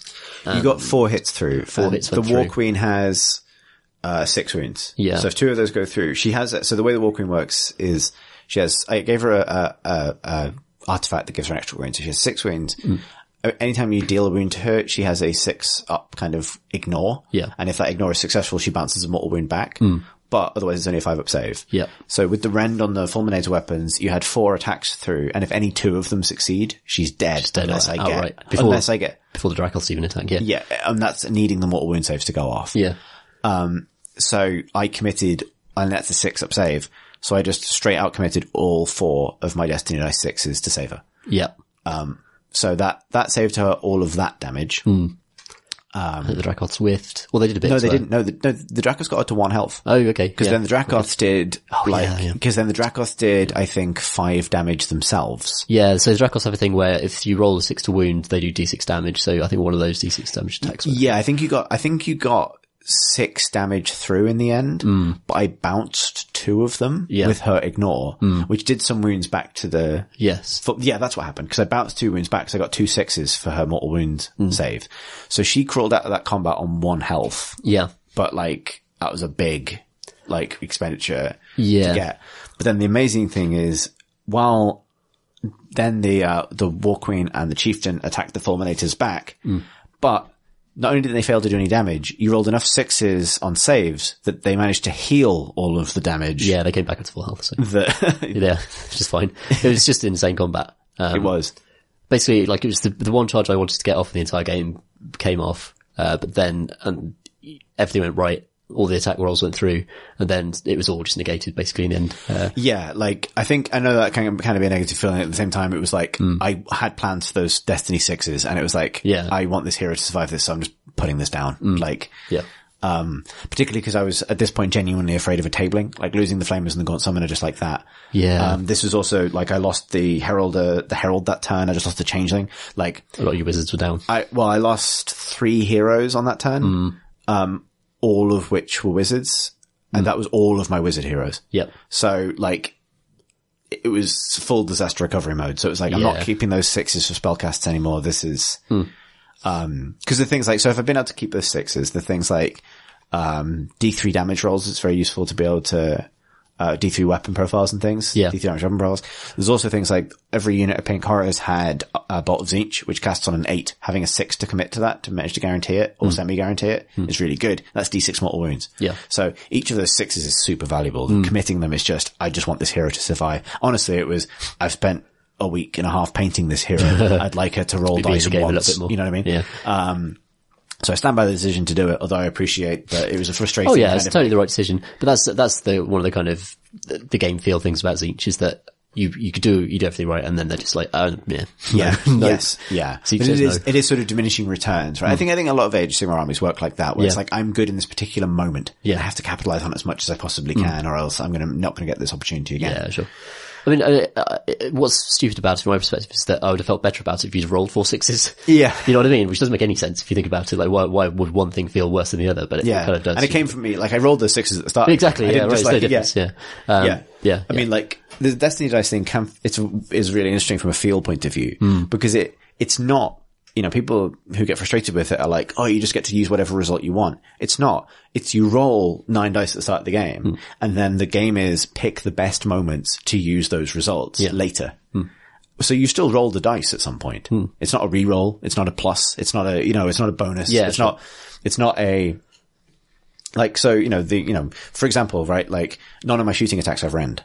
So that lantern thing, which doesn't require a dice roll, just switches off shooting on the fulminators. Yeah. Right? Like, it doesn't matter what kind of trap I built. It's like, that switches it off. So I have to work around that. And it's the same thing, right? Yeah, like, it's just, but yeah, I get that in the moment, this is kind of like me just shuffling over 4 6s and being like, no, thank you. Yeah. Yeah. Yeah. It's just saying, cause it's negated like tactically you've done everything right. Like you've put things in the right position, you got the charge, and then you got the rolls, and then just like, Yeah, but I mean, I suppose the fact that those 4 6s was public information, but I guess you don't know how many hits you're going to get, so. Yeah, and you basically, with fulminators, because basically they kill on the charge, mainly. Right. You've got to take the charge. You just can't like, I'll hold off until he's got a few destiny dice. That's not how you can play them. No. And I suppose there's always the opportunity that, you just get more of those attacks through. Or that you get fewer of them through and I don't have to spend as many destiny dice to avoid it. Like, I mean, the thing I learned was to roll the Dracoths first, so that, because if I'd have done that, you'd probably destiny diced a bunch of that damage off. Yes. I probably wouldn't now that I know that, but yeah. yeah. But then coming in with the damage, then I would have wiped out. But yeah, it's just, it's good to. Yeah. But I mean, then there was the kind of the karma of like, yeah, fine, I bought her a turn of fighting, but she managed to heal you with it. Yeah, that's true. Yeah. Yeah, that's crazy. The Castellan Fulminator combo is incredible. It's just so good. It's ridiculous. So the Herald dies, I heal you. That was the outcome of that turn. So then we got to my turn 2. So one of the new command abilities you can use in the Realm of Death is called Soul Power Sacrifice, where your general can pick a friendly unit within 3 inches of your general, and you can deal as many wounds to that hit character or unit as you want in order to heal that many wounds on your general. So you suck your wounds out of a nearby ally, basically. So I dealt 4 wounds to the Dark Oath Chieftain, putting him on 1 health to heal 4 wounds to the War Queen to get her back to 5. Yeah. Because I figured you wouldn't want to be dedicating attacks to the Chieftain. Like, he wasn't that good in the game at all. No, so, he wasn't. like, it was like, if you take the time to kill him, you're not killing her. Yeah. So it kind of saves her either way. Yeah, so it raises an interesting question for me to answer, doesn't it? It's do I want to just wipe out this rando or go after? And then, I managed to sort of, throw a lot of spells. I was using the deck of Malign Portents cards for the War Queen specifically. So, I used a lot of stuff from the Nurgle spell this gives her access to, like this Pestilence spell. Yeah. And a pretty good casting roll on a Bolt of Tzeentch from some Pink Horrors, to throw just mortal wounds into the Fulminators and kill one of them. Cause I needed them gone. Cause I really wanted to get her into your hero line, cause she's really good against heroes. Yeah. As for a chance to kind of pull things back. Bog down Tantress with the Screamers and kind of keep him there. And move the chariot back into a position where it can kind of just keep firing and start moving the Pink Horrors up. But I really need to clear those bloody birds. Yeah. They did their job. Yeah, they were really good target actually. Managed to, I think I got like, was it a heal or something? Cause the amount of stuff, cause obviously loads of stuff died in the previous turn, which triggers that, the death roll on my phase, but I'm not sure exactly what it did. Can't remember now. No. So this sort of led to this was the combat phase where all of our save rolls were insane. Yeah. So I threw everything with the War Queen into the Fulminator, and I think I healed it back to full health again, the surviving one. That or the Pink Horrors did. Yes, one of them did. Yeah. No, the Pink Horrors went in combat this turn. Okay. I think it was but yeah, so I did exactly no damage to you, but with the addition of Mystic Shield on my War Queen this turn, she managed to survive everything the Fulminator put back, on natural dice this time, which was very welcome. I think you got a wound through, possibly. Maybe. Like, I think you got something through, because I know I bounced at least one wound back. Yeah, it wasn't a good performance on the dice. given the number of attacks, I think, but that happens.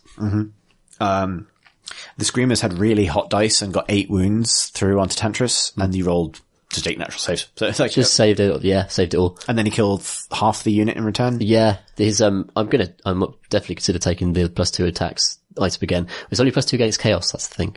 Right. So it's normally +1 attack, but 5 attacks with the Lightning Hammer.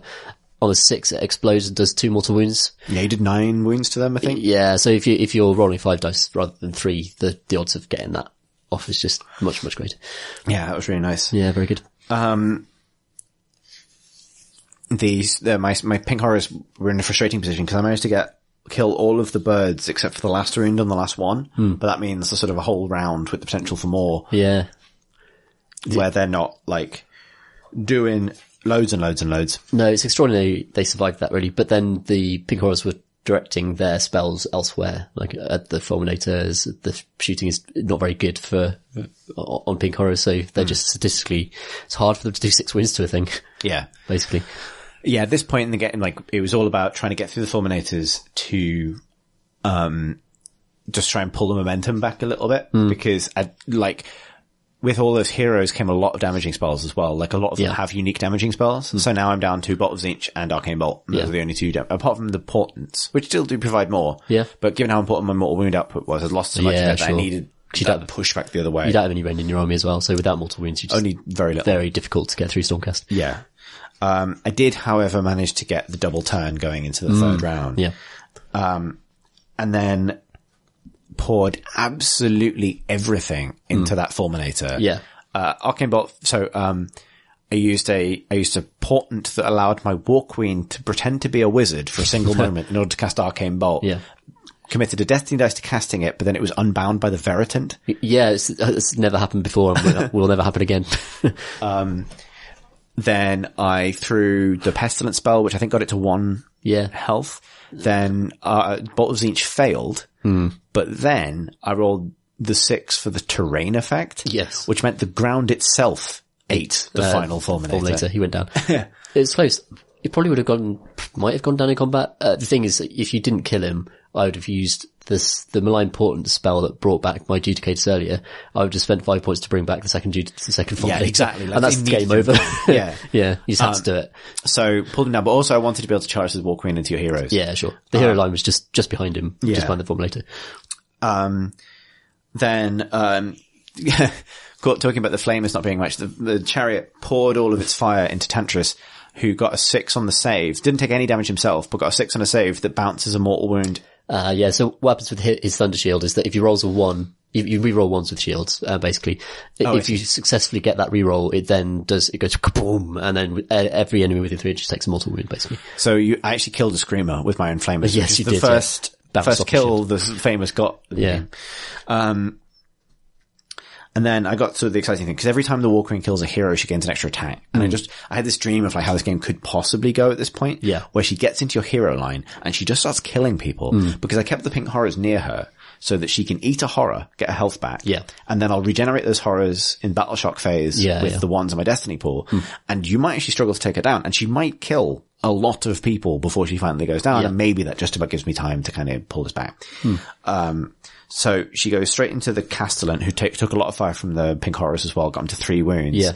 But she only managed to squeak through, 2 wounds in the end. And it came down to a D3, it came down to a D3 damage dice roll, basically, where if I got a 2, he died. If I got as in 2, D3 2, so a 3 up, he dies. Yeah. And I got a 2, so it's just, but it got to 1 health, which meant that, a funny situation later that turn when all the heroes started attacking the War Queen, got her quite low. So most of them struggled to hit her, but then the Castellan, who is my former Chaos Sorcerer Lord, so 2 kind of former and current kind of Chaos, agents of Tzeentch kind of having a go at each other. He had a really hot kind of attack, did 6 wounds total. Yeah, he's got 2 damage on his halberd, 1 rend, 3 plus 2 plus. So you got 3 through, 3 through the save. So I was rolling, so I rolled her mortal wound save for the 6 damage. I didn't bounce enough to save her, but I did bounce enough to kill him. So they took each other out. Yeah, so they took each other out, which is kind of, really nice. It's really cool. Yeah, it's a shame because like she struggled to make it to the next hero phase where she could have pulled the wounds out of that nearby unit of pink horrors. She never quite got the opportunity to do it.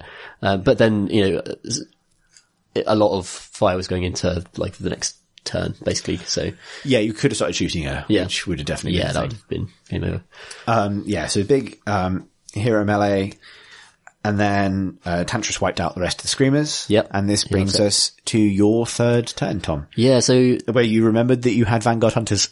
Yeah, I totally forgot them the entire time. So, having successfully held off the pink horrors on either side of the flank, I decided to deploy the Vanguard Hunters to basically continue to hold off the horrors on that particular flank. So all that was left was like the Chieftain. So we had the Chieftain on 1 health. Yeah. So also, because loads of stuff died in the previous turn, you got to roll on the death table and you got like a death nuke. Yes, I got a death nuke. So that was just pick a guy and do D3 mortal wounds, wasn't it? No, this was pick a unit and roll a dice for every model in the unit. Oh yeah. So targeted some pig horrors with that and killed half of them. Yeah, that was so good. It was pick a unit, roll a amount of dice, it was 10 dice, every 5 up is a mortal wound. Yeah. And you killed 5 of them. That was good, yeah. Against the odds, but yeah, that was nice. Then I rolled for the train effect, which is, on a 6 you get to allocate D3 mortal wounds to. Which is, the thing I used to kill the Fulminators. Yeah, rolled 6, and so took off the Chieftain, so the ground ate him as old well. age. Yeah, just like shriveled into nothing. So now there's a Flamer Chariot and there are 3 units of pink horrors. Though you've got 3 wands which you can use on the battle shocks to bring them back. However, basically I just used my Judicators to shoot the chariot to death. He only had 1 thing left. Yep. Charged the Liberators into, one of the units of pink horrors, and that Tantris doubled back and also charged them. And, basically it was just a kind of mop-up affair from there. Yeah. My hero line piled into the weakened unit of pink horrors and destroyed them. The comedy of Vanguard Hunters who showed up at the back very dramatically, like, the cavalry has arrived, you're saved. Lord Tantris, we are here. And then they did, I've never seen them do less. They get a lot of dice rolls, but they are like, their profile's not amazing. They can go either way, but they really, really fluffed it. With all of their crossbow shooting and all of their combat, they failed to kill a single pink horror. Which is pretty bad because pink horrors are not very survivable. But still. They were blocked though. I didn't want like loads of pink horrors coming into one thing at once and coalescing. So, that was fine really. Yeah. Just a big golden barrier. Yes. So, we did choose to call the game at that point because even though it's supposed to go to 5 rounds, I can't pull that back. Like 3 units pink horrors with the amount of stuff you had surviving, just the Judicators, I probably couldn't do it. Yeah. So, major victory to you. And a really interesting one. And even though it's obviously armies that are familiar to us with a few extra pieces, I did feel like the Malign Portent stuff added quite a lot of interesting stuff. Particularly like, the War Queen, all of the Harbingers have a unique, sign they can use. And one of the things they have in common is they each have a power that allows them to once per game swap that sign for any of the other signs. So it feels like there's a skill cap there. I was wondering, like through the game I was having that stress of like, do I go to the book and look? Like, is there a sign here that saves me? Better, and can I swap to it now? Yeah. Would that work? And so I think that's the kind of thing I'd like to go away and learn so that like, cause that's a genuine skill cap thing of knowing, now's the time to switch to the sign of the snake or something. Yeah, sure. Yeah. Mine was, the law, what they called signs. The sign I had was very, very good for Stormcast. The ability to bring back a model for Stormcast is super amazing. Yeah. Especially for Fulminators, but even just bringing back a Liberator for 2 points is a no-brainer. It's really good. Whereas that's not actually that good for Siege at all. No, because, that's the thing, right? Like, you see, you give me the first turn and I succeeded in killing 1 Judicator and got very lucky on Battle Shock and got another one, but then half of that was undone by the next turn. Yeah, and then the turn after that they back to full strength. Yeah. Which is insane. Whereas, I think it was an interesting game. The double turn was crushing. Like losing 3 heroes and all the flamers was just like, that was worse than I possibly thought it could go. They're so easy to shoot. That's the trouble with Siege heroes. They're really squishy. They don't have a good save. They're just, and rend 1, damage 1 and the Judicator primes able to create those, D6 attack, wound rolls. Yeah. Siege hero is just I could have a miserable time. There's so little you can do. It's why I put them on cover. Yeah. But then you dooted the cover. Yeah. There's no escape from it. It's line of sight blocking, but it's so hard to get out of the way. Yeah. Also partly because I need line of sight because my spells are the thing. That's true, actually. So if I'm in line of sight blocking cover, I can't do anything. Yeah. So 10 Judicators is it's phenomenally good. Yeah, it's really good. Which is what in a 2,000 point army, like I'd say. I think it's something that you could potentially be dealt with. Like my tactic for trying to deal with it was trying to force you to split your targets into stuff I didn't care about. Like, I didn't really care about the change thing. I just didn't want him to die I didn't want him to die in one turn. I wanted it like the one turn's worth of distraction. Yeah. Maybe he does some damage back, maybe he doesn't, I don't really mind. I'd rather you be going that way with Tantris so that I really wanted to get the War Queen into that kind of juicy huddle of heroes, unmounted heroes that she could potentially start ripping apart. Yeah. But didn't quite get there. No. Plus, like, she's good, but she didn't quite have the rend to get through Stormcast heroes very quickly. She does have -1. Yeah. She has -1 rend. She's potentially up to 6 attacks, each with 2 damage, which she can get there. Like, it's just, and particularly because she's reflecting wounds as well, potentially. Yeah, like, that's quite I think it's, it's worth a shot. Appropriately to the lore, she's a very good duelist. Yeah. I think she'll probably win a 1-on-1 above her points grade, if that makes sense. Yeah. She's only 80 She's points. 80 points, yeah. I think she's good for 80 points, actually. Yeah. Because she fills in, she got like 80 points spare and 2,000 points. You might as well. And just have her kind of, put her behind some Zangor or something and have her leap out and assassinate heroes every now and then. Yeah. And it's just a bit of punch in you as each army as well, which is still sorely lacking really. In close When combat. my mortals arrive, I think that's something That'll we'll see certainly a lot change more massively, yeah. But then I'll probably bring a Star Drake, do a bit of horde clearance. But yeah, and I in plot terms, I don't really think she's dead. Like this this period in the Mortal Realms, things happen. Her test hasn't gone brilliantly. No. But, She tried. yeah. And, Tantris survived a game for once. Yeah. So he's not getting reforged. Yeah, he's very good at squashing smaller things. He really did a number on that, Herald on disc even. And the changeling as well. And the changeling. Like, stand back everyone, I will fight this cape. Yeah. Yeah, I think the gamble to shoot off the changeling and give Tantris access to the backline was okay, actually. Yeah, I think that's a good call. Yeah, because it's just getting your spellcasters off. Because that's where all your mortal wound output comes from. So, and that's what I'm worried about as, Stormcast. I'm not really worried about your fighting heroes very much. I'm worried about your insane nuke spells that could just delete Tantris or delete, Fulminators, Yes, yeah. So, which is one of the reasons that, like, I was holding on to those Destiny 6s so that those pink horrors, like, the pink horrors closest to Tantris were going to get a Bolt of Tzeentch off, and that's going to be D6 mortal wounds. Yeah, of course. Like, that's, maybe I roll a 1, but like... It just kills them, yeah. Or it doesn't, but like that's the... Although Actually, he did have a 5... Can you use Destiny dice for mortal wounds in that context? No, you can use it for spells. Gotcha. So it's because it's a cast on an 8. Yeah, I see. It's cast on an 8, and they get +1 from being an Iridemon hero, so the Herald. Yeah.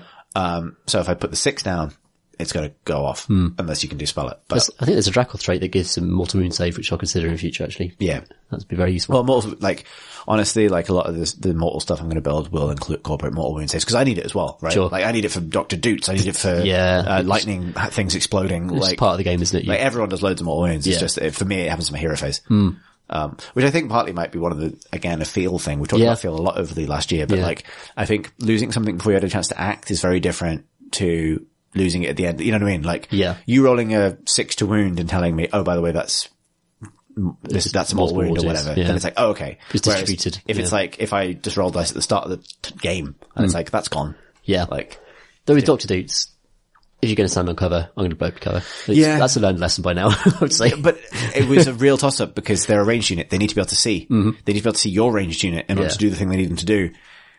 To protect them from your ranged unit, I have to put them on cover. Yeah. So, like, I knew doots were a thing. Yeah. But it was just like, I was dooted if I did and dooted if I didn't. Yeah, it's very difficult. Because the bolts have rend, so getting them on cover is like... Flamers are very squishy, aren't they? They one day they'll divide and... one day they will split. Yeah. That is won me a game once. And then, but not against you. Yeah. We should do some questions. Sure. Our first question comes from Owen, who writes, Dear Tom and Chris, you being right-thinking chaps will be firmly of the opinion that Pallid Witch Flesh is the best Citadel paint. If you had to choose a second favourite, what would it be?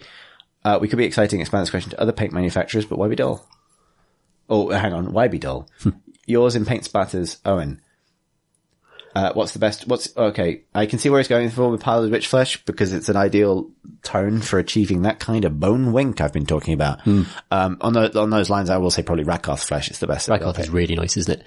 I really like Celestra Grey just because it's a very light colour that covers extremely well. We're talking about like best grade. local GP waiting room, like wall colours. Yeah. Celestia Grey's Anatomy. Yeah. Nice. The corn red is super nice. It's very, yeah. It's really good coverage. It's really thick and just goes on beautifully. And, those are probably the best ones. Incubi Darkness. Oh, I'm a big fan of Incubi Darkness. It's like, it's extremely dark green, or very dark blue. It's dark greeny blue. Yeah. But it works. I use it a lot on my Zeech stuff because I don't have there's almost no black on them. Almost everything that looks black is actually very, very dark green or blue because I want the whole thing to have a kind of color vibrancy to it. Sure.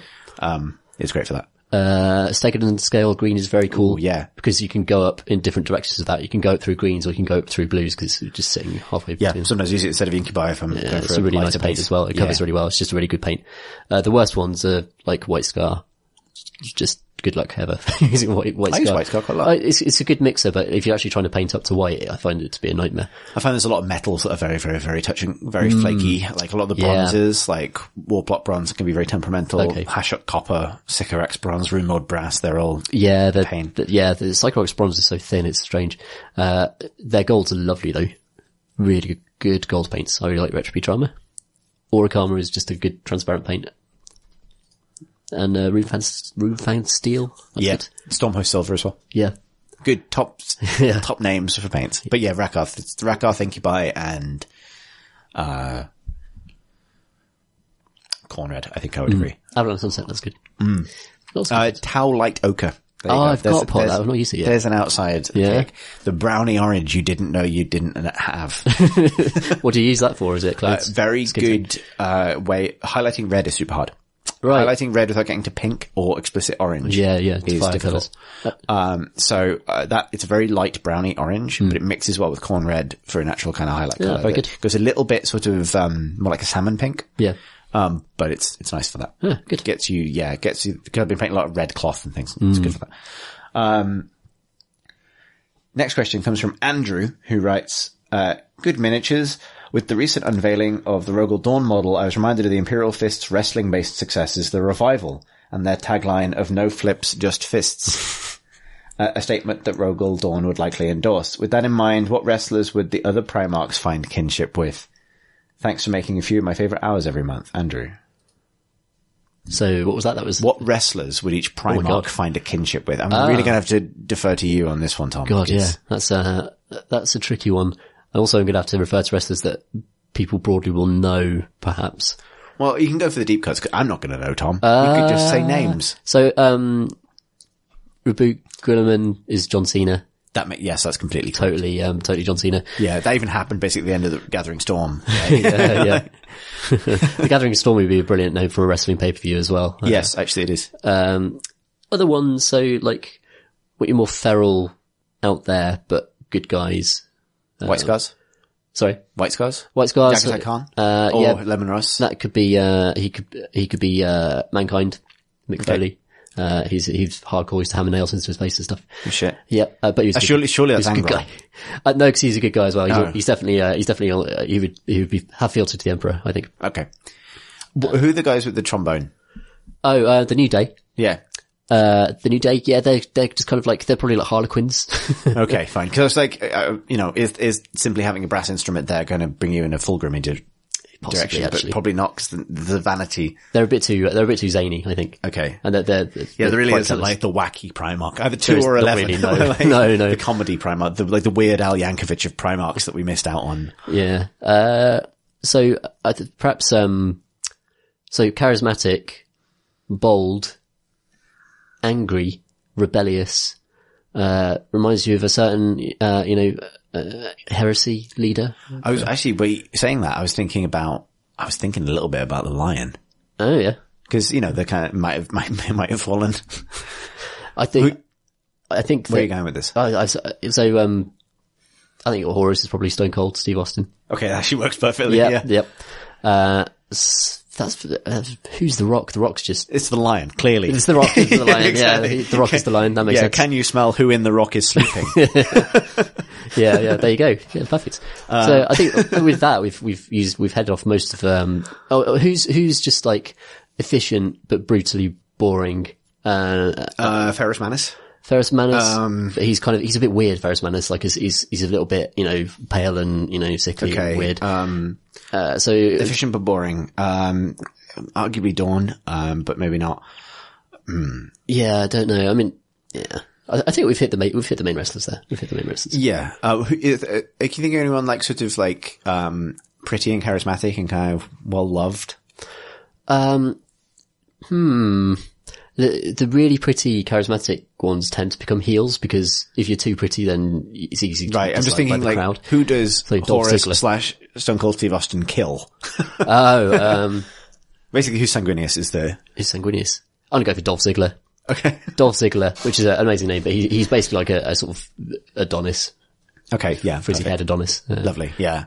There are no wizards in WWE. Wizards or priests. The Undertaker is definitely a wizard priest, or was. So, Lorgar. Lorgar is the Undertaker. Yeah. We're actually getting quite good progress. Maybe Angron is Kane, who's one of the Brothers of Destruction. So. Kane the Betrayer. Yeah. Definitely not Korn.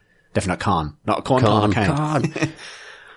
Yeah, that sounds pretty good actually. Yeah. You could certainly match it. I mean, it is kind of like wrestling. Who's the biggest or the reddest? So the biggest at the moment is a guy called Braun Strowman. Right. Well, Strong Broman is seems to be implying. Yeah. But yeah, he's not red. Okay. He's got a ridiculous beard. Okay. Which, he's not like Magnus really. Right. Magnus is kind of fabulous, that's the thing. Yeah. So you have to be enormous and fabulous. Yes. And also, magical in some way. Yeah. I'm not sure where are we at with like either sneaky or goth wrestlers? Oh, so sneaky. I'm thinking either the Night Haunter or, Corvax. So goth possibly, there's a guy called Bray Wyatt who is like a straggly, he's supposed to be like a Mississippi cult leader or something who comes out with a lantern every time and, people fall at their lighters. I think that sounds a bit, it's a little bit Night Haunter-y kind of to me. Yeah. Who else is kind of, there are lots of goth wrestlers, I just can't think of any at the moment. Sting. As in the Police? No, there's a wrestler called Sting. Okay. He basically comes out in Kiss makeup, or used to. And, okay. He was pretty big. Who's Hulk Hogan? Disgraced, former the Emperor. There you go. Perfect. Nailed it. That was actually really thorough, given you had no warm-up for that. Good. Next, Pete Fienia from Discord getting his question of the month in. Right. My question this month is a boring practical one. What do you guys do for storage? Once you've got a certain level of invested with this lovely hobby, it tends to be pretty damn space intensive. I personally keep my miniatures on a bookshelf, but it's quite a pain to move them if I'm playing a game outside my home. Do you have any amazing storage hot tips? Love the pot fee. And I kind of, it's this really expensive solution, but I kind of want to get more of Games Workshop's boxes really, just to store stuff in. Yeah, they're good. Cause I know they'll be protected then. I don't want to put stuff in a cupboard and then come back to it in a few months and something's broken or, gone wrong. Whereas I just want them to know that they're put away and they're safe. Yeah. So I do keep stuff on shelves and on like a countertop in my office, where we are right now, this very moment. But I've taken to actually, I've got the little, GW skirmish case and I've got the big Crusade case and I'm probably eventually going to get the middle one as well. Yeah. Because what I found recently quite useful is at the moment I'm trying to take the effort, maybe I'll talk about this next month, to get out and play a few more games outside the home, go to Games Workshop stores and stuff. So I've taken to kind of packing not just models, but books and game bits and stuff in my Crusade case so that, so that it's always ready to go. So my skirmish case is always ready to go for Shadespire. Yeah. Eventually what I'd like to get with the Crusade case is I can pick it up and it doesn't matter what's in it. I will be able to get 1,000-point AOS game or 1,000-point 40k game. Yeah. Playing demons really helps with that. But, and just kind of with, tokens and dice and books and measuring stuff and that kind of thing. And that's kind of, also solves the storage concern because it means that stuff's just put away, but it also means that, it's really easy to be like, I fancy just going out and playing a game. This is something that is specifically useful for me because I work for myself and I sometimes have afternoons free or whatever. It means that if I want to go into town on an afternoon to play a game, I can do that. Yeah. Sometimes, but sometimes it's short notice that I figure that out. So being able to just pick up a bag and go is something and that is kind of incentivizing me to buy more storage cases because then that stuff just packs away really nicely. But I agree, I don't have an amazing solution to this. No, bookshelves definitely seem to be see all of your X-Wing miniatures on your bookshelf here, Chris, and I've got loads of Warhammer bookshelves, so. Yes, yeah, my bookshelf is actually clear up a bit, so I'm going to start using it for terrain as well.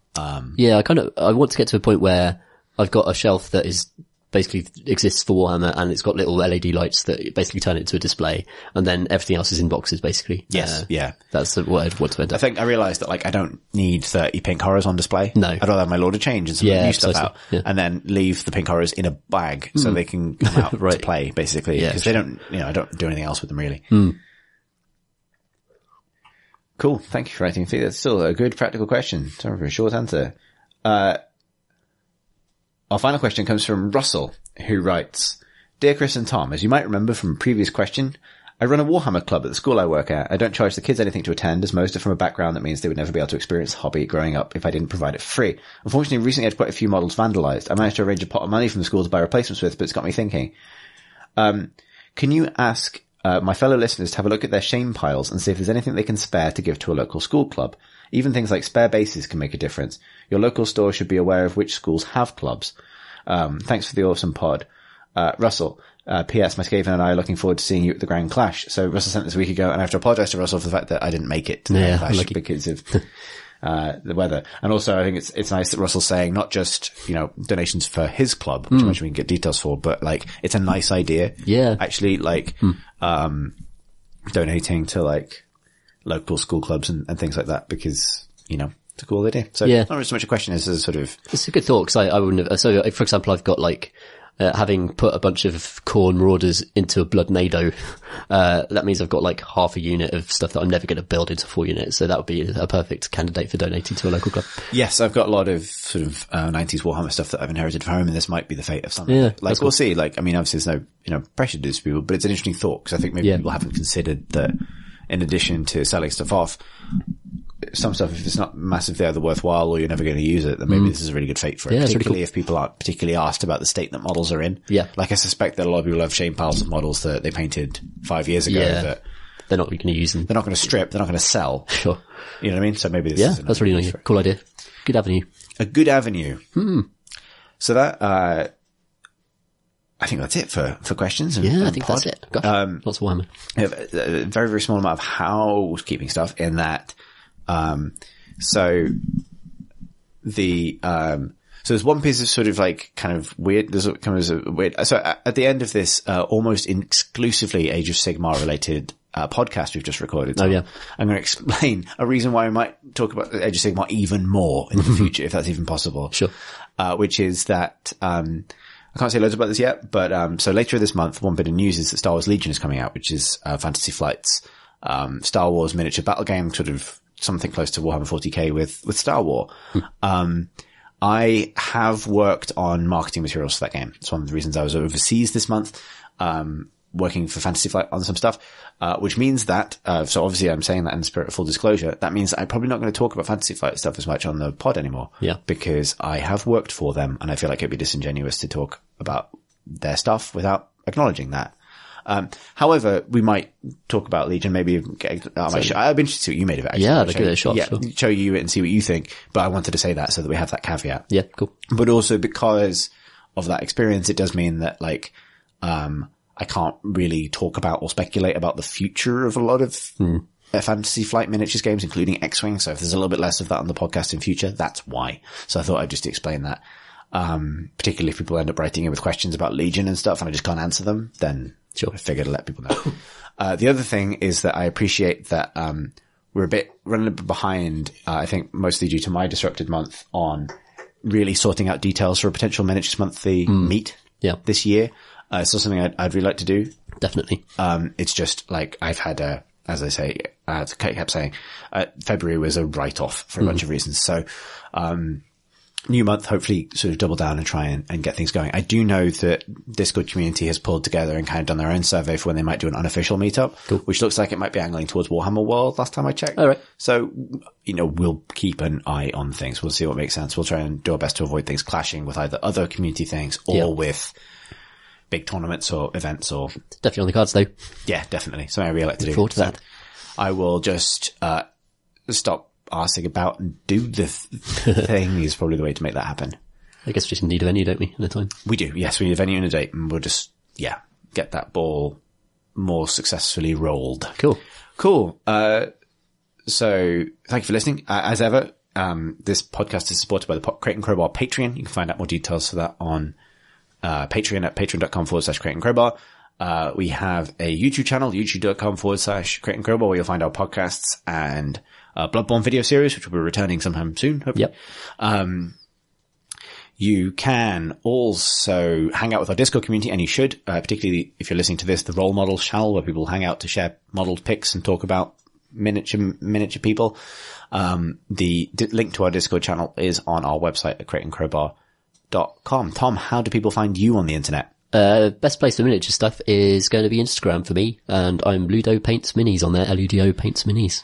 And likewise for me, it's at Exit Warp on Instagram. That's EXITWARP. Or you can find the pair of us on Twitter at Minis Monthly, which is as it sounds. Yes. Minis Monthly. And finally, our intro music, as ever, provided by Mike Debenham. Thanks again, Mike, for your excellent song. Good stuff.